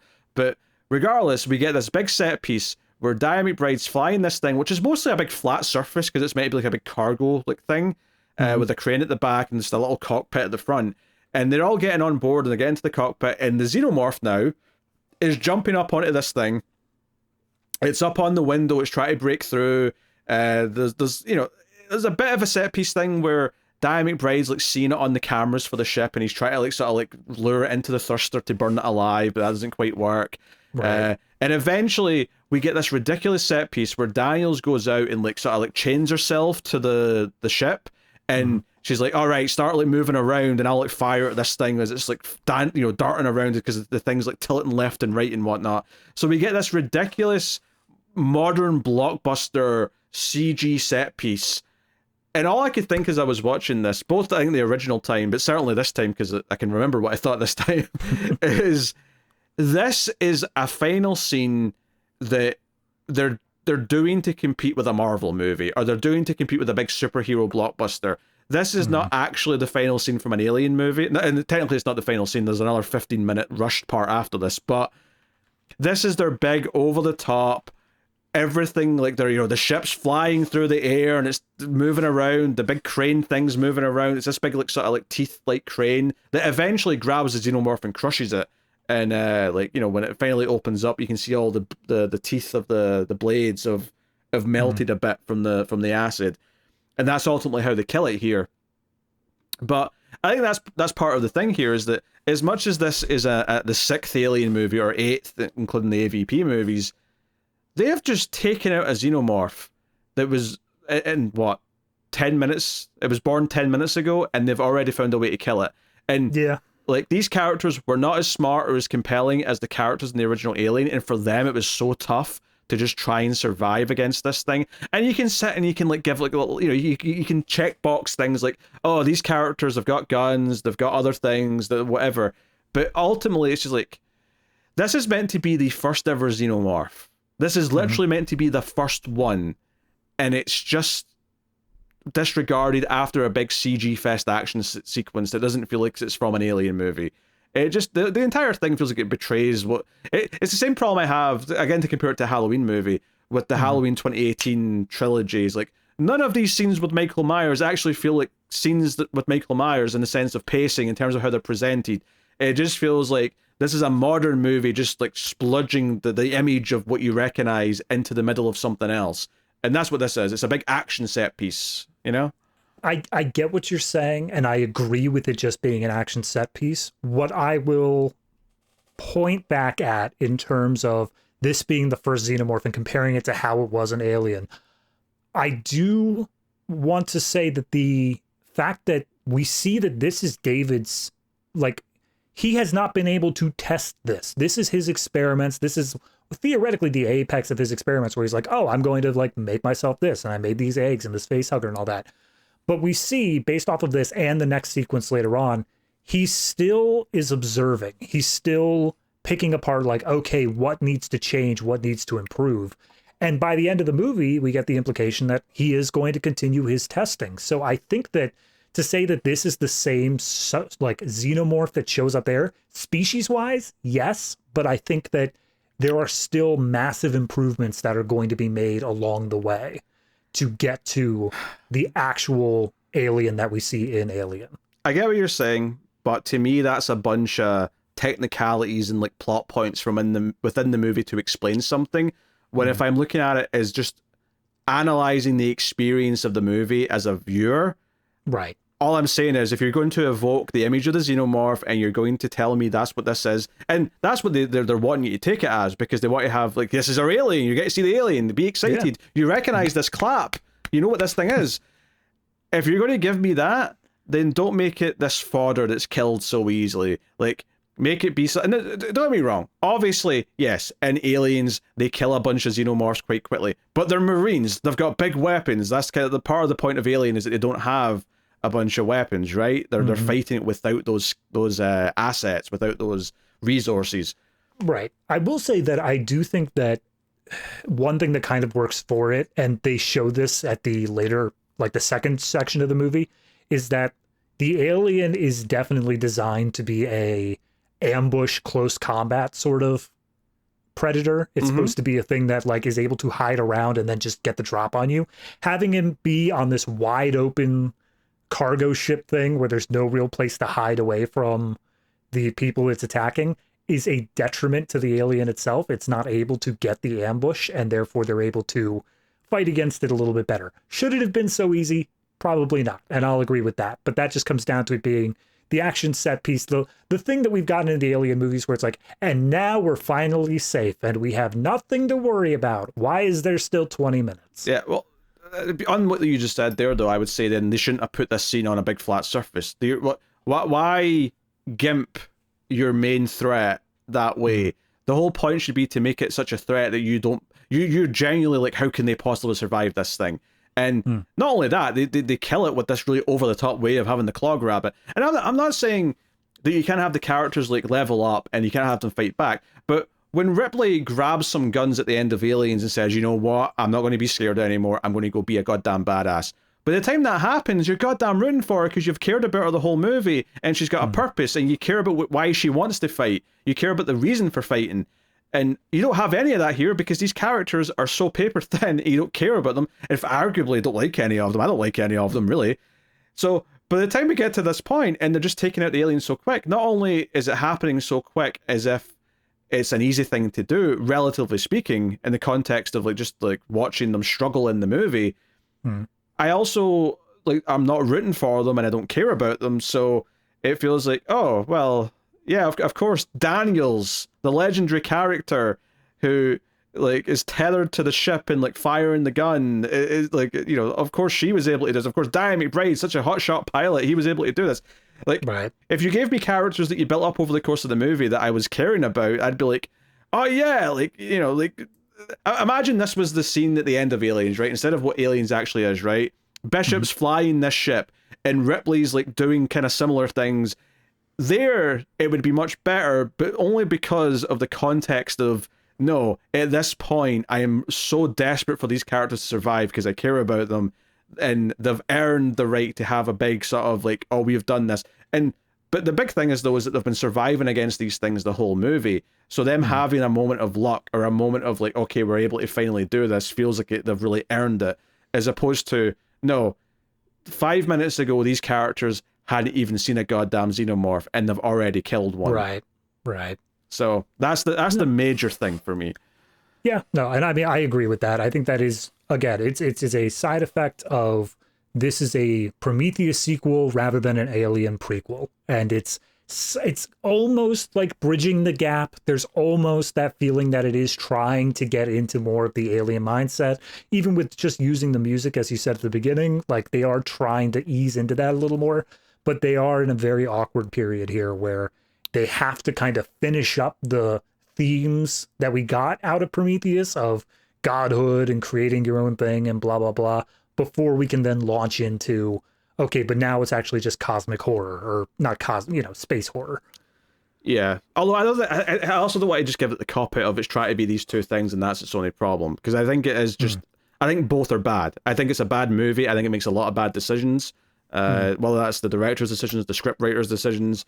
I think there's almost nothing I like about this movie. At least Prometheus, there's some things, visuals I like. There's some ideas that aren't terribly bad, even though it's bogged down in a lot of things I don't like. I don't think I like anything in this. And when the xenomorph pops out, it does feel a lot more like the your Ghostbusters Afterlife. Hey, remember an alien? You like aliens, right? You recognize the alien? Yeah, we built up to the alien. Everyone applaud. Yeah. I didn't get that. I think it felt like, because of all the experimental stuff and everything we were doing, it felt like the natural conclusion. It felt like where we were going. If we actually focused on that more, and that was more of a thing running throughout the movie, maybe if we saw David make something else first and it wasn't quite right, maybe if we saw a stepping stone towards it and it was about creating the perfect species.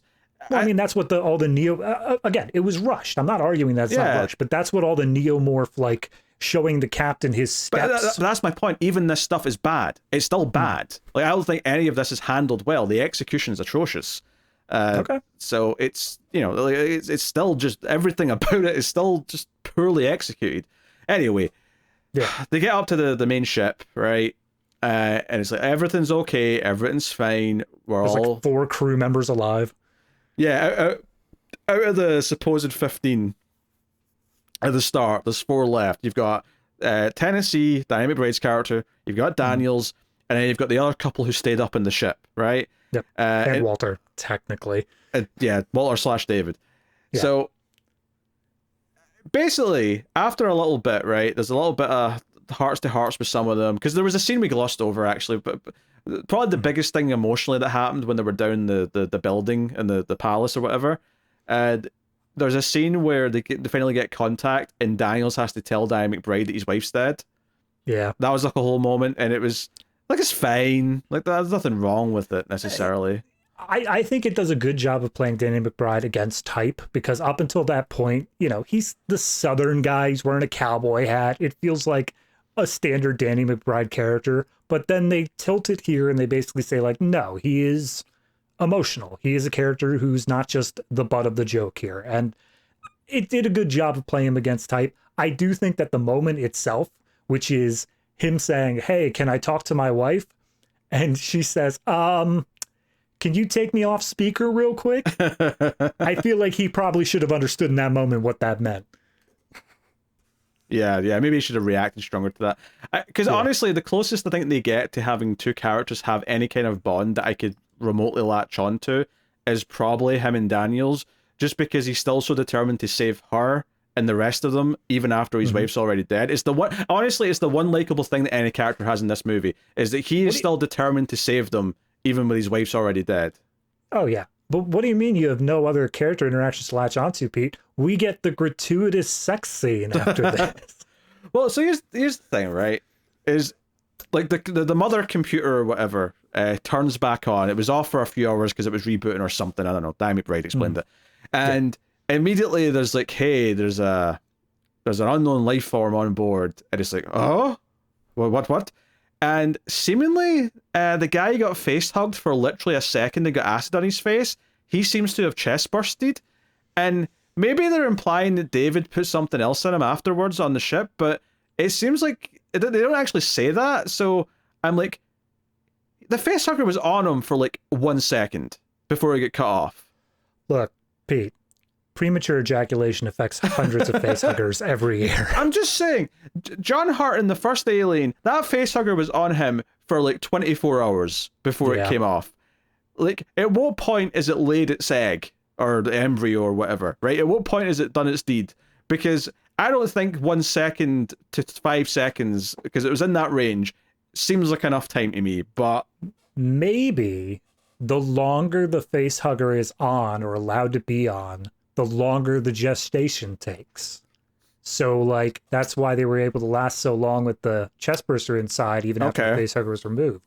But if you rip it off near immediately, the alien's like, the embryo inside is like, oh, I'm not safe for this world. I need to come out quick. And therefore it just explodes out. The only plausible explanation is that David's just put another one in him. That's it. That's the only thing I could possibly say. But we get kind of like, and this is the weird thing to me, is that Ridley Scott's making this movie. He defines space horror in so many ways when he made Alien, and I feel like we get this scene where was it Jussie Smollett's character and his wife, Upworth apparently is her name. I never caught that when I was watching the movie. Kelly Hernandez's character. They're having a shower. They're relaxing after the stressful period, and they're about to have sex in the shower, and we get this super stereotypical generic horror movie moment where it's like they're in the shower and the alien's tail comes from under the curtain and like they notice it, and then he gets killed with the mouth comes through his head from behind, which funnily enough reminded me of a scene in The Boys, season 3 of The Boys. There's like someone like shoves a dildo through the back of someone's head, and it was like a very similar visual to this, honestly. Yeah, pretty close. I think when I even seen that, I said it reminded me of a xenomorph mouth coming through someone, and it's just funny how time's a flat circle. Everything's reminding me back and forth of each other. But so we get this scene, and she gets killed as well, and so this is what I was saying earlier when I was saying that it's like they've tried to do like an Alien movie in the last 15 minutes. Where they're going through the ship and the ship's trying to, computers tracking where it is. The one interesting part, I guess, is David sort of watching the monitors. And this is kind of the first reveal to the audience that it's actually David, if you didn't know it already, because he kind of smiles a little bit as he's like monitoring what's happening. Yeah, as he sees the alien on the surveillance cameras, like he leans in and he tries to get a better look, and you could tell like he's way too into this. He's definitely hoping the alien succeeds. And it's a shame because like the two human characters that are left, because they're the only two left, are like, look, what can we do? Can we try and lure it to a different part of the ship? And David's kind of playing ball and doing what they're saying, which is like open this door, close that door, yada yada yada. And as this is happening, I'm like, you know what? There's actually an interesting bit of problem solving of trying to lure the alien to a certain part of the ship. But part of me was thinking, does this ship not have vents like every other ship that in this universe where the alien's been sneaking around? Like every other Alien movie up until this point, the alien can go about unseen, except in this movie, he only walks down hallways and then is actually redirected by closing and opening doors. Like, it's very convenient that this one's not crawling around places. And then, I will say though, the one interesting choice that's made in this whole movie, I think for the first time, I can't remember another example of this happening, is that we get POV shots of the alien, the xenomorph. And I kind of like the visual of it because you can sort of tell that the eyes are behind that shell that we always see, like that gooey sort of thick black shell. So you get this kind of like almost like looking through like a glossy. Yeah, it's got like a little bit of like a black swirl effect on it, but just ever so slightly darkening things. But there's like almost like some goo and like even some like veins inside that you can see that it's looking through. Now we did see from a xenomorph's perspective in Alien 3. It didn't have any effects on it though, right? It was just kind of like it was like moving around. It was like really fast paced. Yeah, it was just like it was super speed. It was like blurry, I remember, but it wasn't like. Whereas this was actually trying to create, okay, this is what they're seeing through their eyes, kind of thing. Right. Yeah. It was interesting. It felt like, oh, you did something different with the alien. Whereas I felt like everything else with the alien in this was more just, I'll have it jump around and shoot at it and whatnot. So yeah. This entire segment though just feels so rushed. The entire thing where they go to the terraforming cargo bay and there's all these like tractor style vehicles and things, and it's basically all just lure the alien into this position and then like sort of have the vehicle like push it out into space. Here's our plan. Have you ever seen a dog in a hot car? We're just gonna do that, but in space. No, it's basically just push it out into space. That's the whole plan. We've got our spacesuits on. We're going to duck and dive and lure it into a trap, and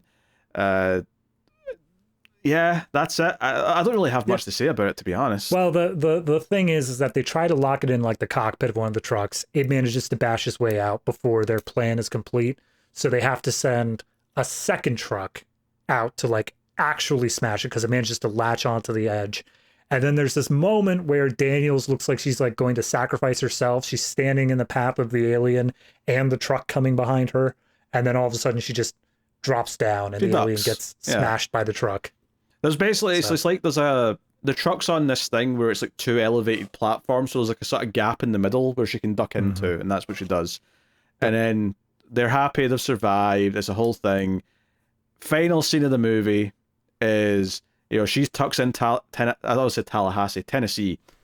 May as well be Tallahassee. It's the goddamn same thing.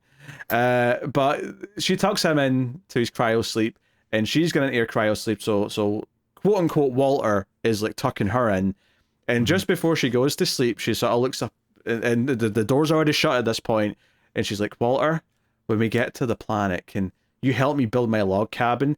And he just looks confused. And she's like, wait a minute, you're David, no. And she starts banging on the door of the cryo sleep, and then she falls asleep. And David just puts on some classical music, the same piece that he played in the opening scene with Guy Pearce. And he goes into where all the embryos are for the colonists, because there's 2,000 colonists, but there's also thousands of embryos for new children to be born. And he whips open the freezer with the embryos, and he just vomits out some facehugger embryos and puts them in there as some classical music takes us out. He does a bit of a sort of final log as the ship flies into space, and that's the end of the movie. And all I could think when I saw this the first time and it got to this point, I'm like, I remember seeing Prometheus. This is what I was thinking at the time, right?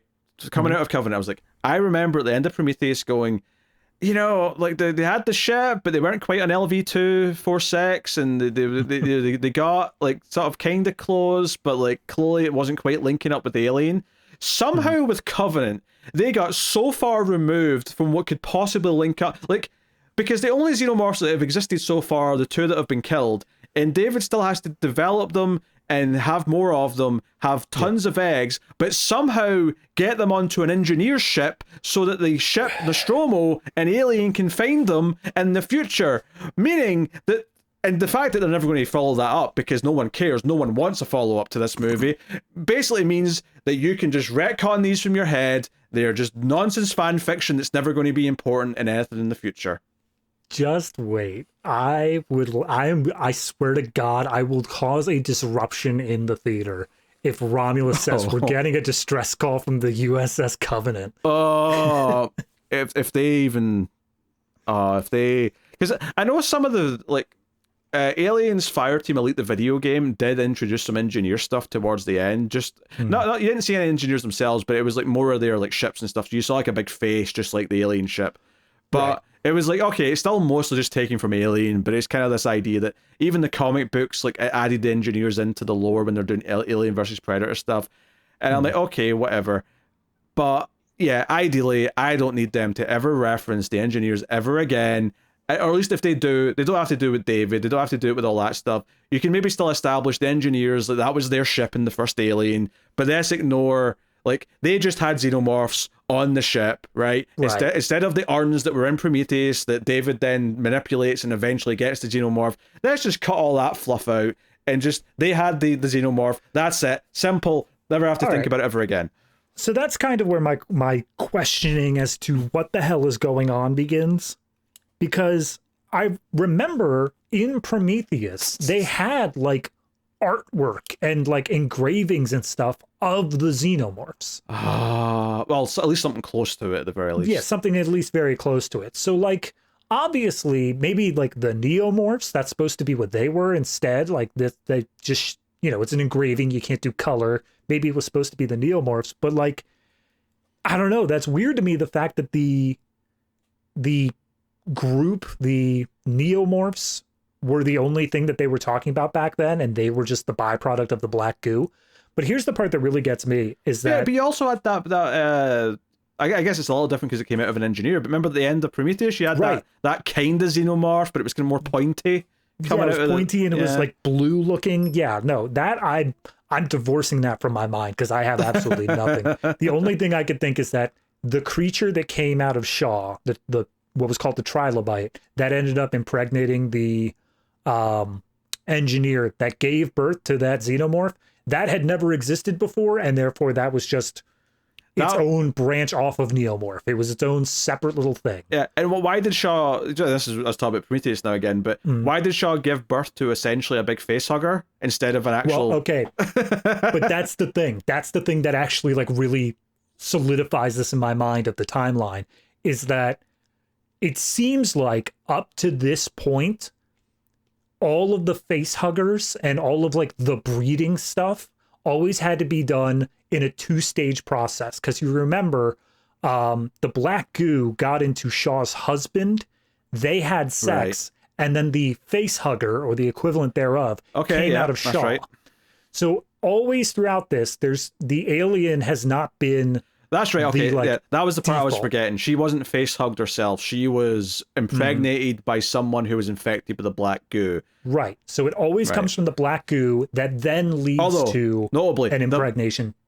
The black goo didn't lead to neomorphs in the last movie for some reason, but let's just ignore that. Yeah, that's because of... Well, that's the thing. The black goo, I think the black goo, when David dispersed it on the planet, infected this fungus. Right. And then the fungus is itself like the face hugger stage. It's the in-between.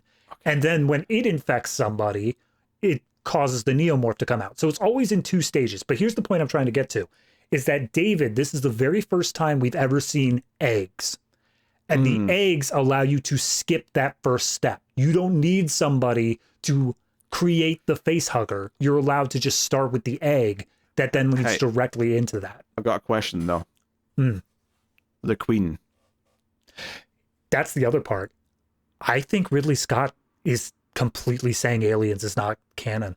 I think he's saying, I didn't make that. Sure. Aliens is not me. He did say, actually, just this past week, he regrets not making sequels to Alien. Like, he regrets not being the one who did that. And given, as much as perfect as Alien is, I also think Aliens is perfect, so piss off. Like, you go away. But that's, I think Queen Alien is just not part of this canon. It's, if you take Covenant and all that, Queen Alien is just not a thing. Joe is so great about that. It makes it so even easier to just discount these two movies as like a separate canon that you can just ignore and just enjoy Alien and Aliens. If you want to go further than that, then by all means, but you don't have to. If you want Aliens to be the end of the story, you can just have that be the end of the story and never think about anything else. Yeah, no, this honestly, the Alien franchise, looking at it now, has reached Terminator levels of like branching timelines of what do you count and what do you not. It's more subtle, but yeah, absolutely. And I actually, what I'd compare it to, funnily enough, is like it didn't quite get the third one, the third prequel, but I remember comparing to Star Wars at the time after this one came out, going, how the hell did Alien end up almost like Alien has prequels now? It has multiple prequels and they're terrible. And yeah, people have mixed opinions on 3 and Resurrection to varying degrees. But yeah, like it ended up having bad prequels. And not only that, it was bad prequels by the original director who, just like George Lucas, only made the first one of the original batch. So it was a lot of interesting parallels kind of. And this is kind of what solidified for me, prequels just usually suck. And like there's a couple of examples that don't, but they usually just suck. And Aliens got that as well. So not that it matters if it's set before, because we get into this last or recently about how I wouldn't really count Prey as a prequel. Yeah, it's set before Predator, but it's not tied to Predator that much. It's just kind of its own like standalone story set in the universe. So I have no problem with an Alien movie being set before Alien, like, but if there's humans involved and those humans can never like survive because maybe they do survive actually, because maybe that's how Weyland-Yutani knows to look for a signal. Maybe that's why it's instantly interested by the signal. There's maybe a small implication that in some level Weyland-Yutani knew there was something to find out there somewhere, and that's why it's like, hey Ash, this is a secret protocol. The crew's expendable. Get us those specimens no matter what. So you could argue that. You could argue that, but that's either here nor there. Which, so you know what?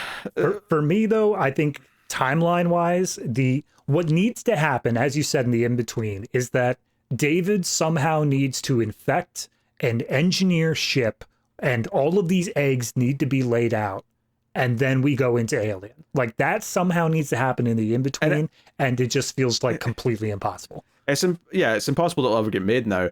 But even if it was on the cards, I don't think there's any version of the movie that takes us from the ending to this to something that could link up with the start of Alien, something that gets David back into an engineer ship, and fills it with eggs. And whatever plot happens with this colony ship, what does he do with them? Does he just kill the ones that knew who he was and just like let the colony build itself so he can then start infecting them secretly? Whatever it is. I don't think there's any version of that movie, as good or as bad as it might be, that won't at least come across as convoluted as hell to get us back to Alien. Like nothing would work for me, I think, at that point. So, you know, I'm glad that there's never going to be the third one, that we can just move on and hopefully get a fun movie from Romulus. And by the time you guys are getting this, I mean, that's either out or almost out. I guess out in a couple of weeks. Romulus is August 16th, and this should be coming out end of July. Okay, so it's a couple of weeks. Yeah, okay, it's a few weeks. But, you know, obviously we'll be talking about Romulus when it comes out. I'm looking forward to it. You know, at the very least, like, it might not be amazing. It might be just a nostalgia movie or whatever. But I do think that I will at least not be as angry with it as I am with this and Prometheus. I think it will at least appease something. Now, it may be a overly safe movie. It may be too safe, and that may be its own problem to discuss when we see it. But that said, though, you still have a homework movie to talk about. So I'm going to ask you the big question, and that is, what are you rating Alien Covenant out of 10? Again, I got enjoyment out of it, not because it was a good movie. I think that there is, like, in terms of the philosophical stuff, it does kind of fall flat. But looking at it as a sequel to Prometheus, I think it develops on the themes. It does a good job of building up that stuff. Whether or not the xenomorph stuff worked is iffy for me. I'm still trying to really figure out whether or not I think that, like, again, the timeline of, like, is this actually a xenomorph? Is there still work to be done? Is the stuff from an audience perspective? Yes, it's absolutely a xenomorph. But in the context of the movie, I don't think anybody knows, like, exactly what the hell is going on here. So all in all, I would still put this one above probably the worst original quadrilogy. I think that it got a bit more enjoyment from me from there. So I'm going to give this one just a flat 6. I think it breaks that 5 barrier, and I look forward to hearing how wrong I am. Oh, geez, yeah. 2.5 for me. I think this is garbage. I think this is extra reels levels of bad. I think it's a misfire in every level. You keep saying things like, oh, there's a sequel to Prometheus, and, you know, maybe the philosophy falls flat, and I don't know about the xenomorph. I'm like, but what else is there? What is actually working then? If those things aren't working, then what the hell is working? So you don't have to answer. You don't have to answer. We're past that point, right? Yep. Nothing in this, and the characters are either dull, blank slates, or just flat out unlikable. Either way, I can't root for any of them. I think the most criminal thing about this movie is that the xenomorph itself is barely a big deal to the characters. Right? Both in how quickly they're able to take it out, but how quickly it just rolls through all that stuff where they're never, like, truly scared of it. Yeah, it jumps on the window and Diane McBride's like, whoa, that's scary. But it never feels like, oh, they are truly terrified of this thing. They're truly trapped. They're truly struggling to survive against it. And if there's one thing anything with a xenomorph should have, is that feeling. Regardless of how you get to it, regardless of how you get there, that should be the thing that's there with the xenomorph. And then on top of that, all the bullshit philosophy stuff with David. I don't like that character. I think everything that happens with that character is undercooked, it's overconfident, and it comes off in the same way that I think Zack Snyder comes off as, like, a 12-year-old who thinks he's edgy and, like, cool, and with, like, all the things he puts in his movies. This kind of is similar to that, but just not in the same edgy way. It's not edgy in the way Zack Snyder thinks he's edgy. It's just smart in the way that a 12-year-old thinks is smart. And I've got it all figured out because I've been through the 12th or 7th grade. Yeah. So I think this is a monumental whiff. I think if you're comparing it to Alien Resurrection, I think that has better characters. I think it has a more interesting style and visual style. The director had a greater palette in that. I remember those characters. I'm happy to watch that one again for the most part. Looking through, I actually put Alien Cubed or Alien 3 below Resurrection, so I guess I'm putting it above that rather than Resurrection, but still. Okay, fair enough. Because, you know, they have, you know, because I like Resurrection more than 3 as well, actually, if I'm picking between them. Not a great movie, and I think the last 15 minutes are pretty bad, but, you know, it has its charms. So yeah, hate it. I think this is garbage. I think it is rated like an Extra Reels movie. And I'll tell you what Extra Reels is in a minute if you don't know what that is. Yeah. But David's going to do his homework movie in a second. But yes, you can support the show if you go over to patreon.com/MailFuzzTV and get monthly extra bonus shows such as the Criterion Cut, where we review movies from the Criterion Collection, some of the best things ever made. And then we talk about, real themes and philosophy, I guess. And then there's Extra Reels, which I just referenced, which is where we review some of the worst things ever made. We're talking Neil Breen movies. We're talking so bad they're amazing movies sometimes. Sometimes we're talking about just basically modern forms of torture. But that's where we get to rant and rave about just absolute dreck. And this is an example of dreck. It just happens to be a big budget Hollywood produced piece of dreck as opposed to some small film that was pumped out of some guy's garage. So, yes. So, yeah, we couldn't do this as often as we do without the support on Patreon and YouTube memberships and stuff like that. So, if you're wanting to do that, then please go do so. But yes, at the end of the Ace, because David wasn't here for the first 215 episodes, give or take, he goes back and watches a movie that we did in the show before then.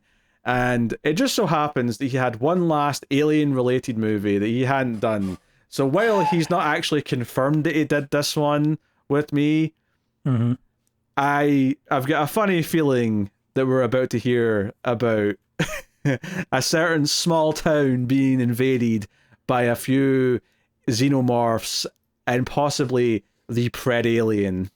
So, David, what movie did you do for your homework? I did Event Horizon. No, of course I did Requiem. What the hell's wrong with you? Okay, I've got one question before you get to anything else. All right, yes. If you walked into a room and someone was watching Alien vs. Predator Requiem, right? Would you think there was something wrong with the brightness on their TV? You robbed me of my joke. I was going to start this off by saying, so I flipped on Alien vs. Predator Requiem, and I sat and I watched a black screen for an hour and a half. Joseph, even the daytime scenes are too dark. It's insane. So you've got no hope when it gets to the nighttime stuff. You have no hope. There's a point in this movie where they specifically show the power going out across town, and I'm like, oh, okay, so we're not going to see anything from this point on. Got it. And then it starts raining, and I'm like, oh, God.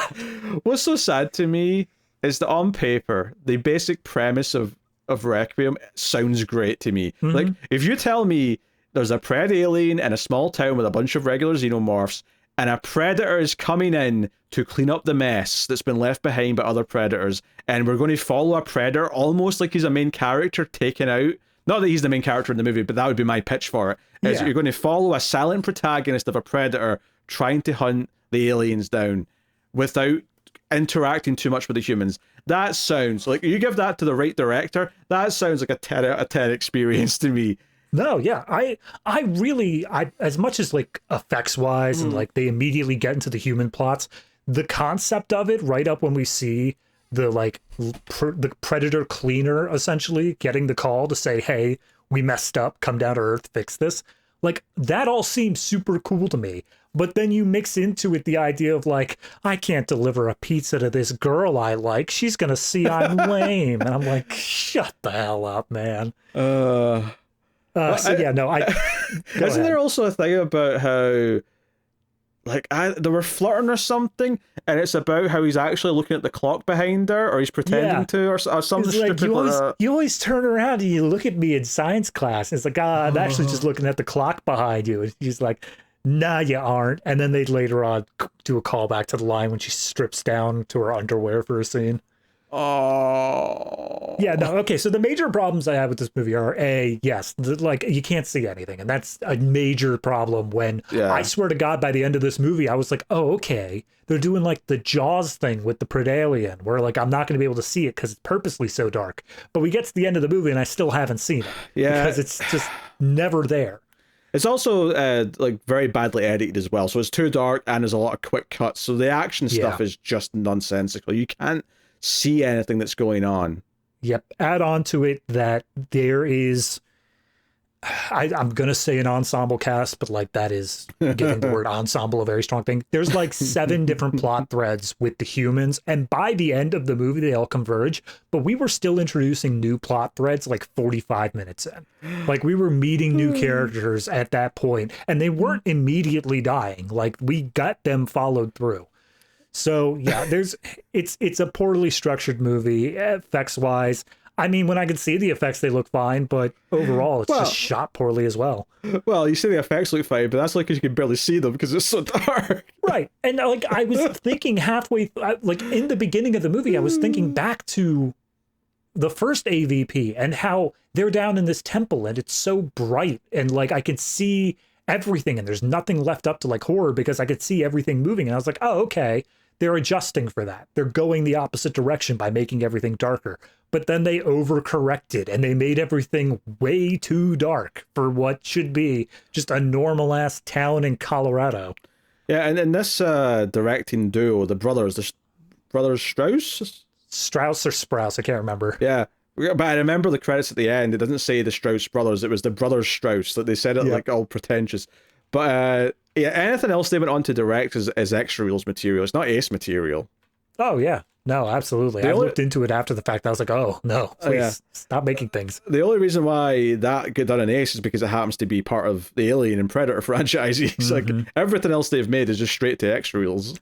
I have seen Skyline, which is their most recent directed thing. I would not wish that on my worst enemy. That movie is absolute garbage. So I'm sure the next time I flip open our spreadsheet, I'm going to see that on the list. Yeah. I'll put it on right now. That's a good idea. Thank you. Anyway, yeah, no, in terms of Predator versus Alien, had some cool ideas in like the bare basic phases, but the moment they introduced human characters, it all went out the window. Like there's nothing interesting about this. I'm going to say, honestly, I probably feel the way about this movie that you do about Covenant, so I'm going to give it a 2.5.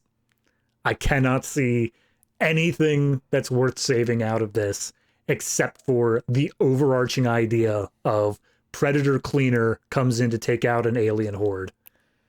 Yeah, I'm trying to remember. Yeah, I give it a 1. Yeah, so I think it's worse than Covenant. I'll give you that. But... And again, Pete managed to deduce I was doing Requiem beforehand. So as he was taunting me with Covenant, he's like, you're going to hate it. I was like, but Requiem. And he's like, you're going to hate it more. Oh, yeah. Requiem's a truly special, because Covenant's better simply by the fact that the director of photography knows how to light a scene. That's the level of we're talking about here, is that the movie just isn't shot properly. I'm amazed I could hear the dialogue half the time, to be honest, with everything else. And then the worst part is, and I'm just going to straight up spoil this for everybody, it ends with a sequel hook. Like they honest to God thought they were going to get another one. Nah, screw you. And they have a character say, get to the chopper. Oh, they do, that's right. They have the balls to say that. They had the balls to do that, and yeah, the ending is it's a really crappy sequel tease as well. It's shadowy figures and being oh, we were part of Wayland or Yutani Corporation, and one of the two. Yeah. Oh god, terrible. All right. That brings an end to the episode, everyone. Next week, we get to do something much, much better. We get to do episode 250. And for episode 250, our patrons voted and decided that we are going to be doing the Iron Giant. So we get to do the opposite end of the quality spectrum next week, which is delightful. I can't believe I've been on 250 episodes of this show. That's incredible. About 35, I think, if you go count. But yes. So thank you very much for joining us, everyone. We'll see you next week for that. This has been the Atomic Cinema Experiment. Keep watching science fiction and computer, or I should say, David. Or maybe I should say mother, actually, but whatever. David. Yes.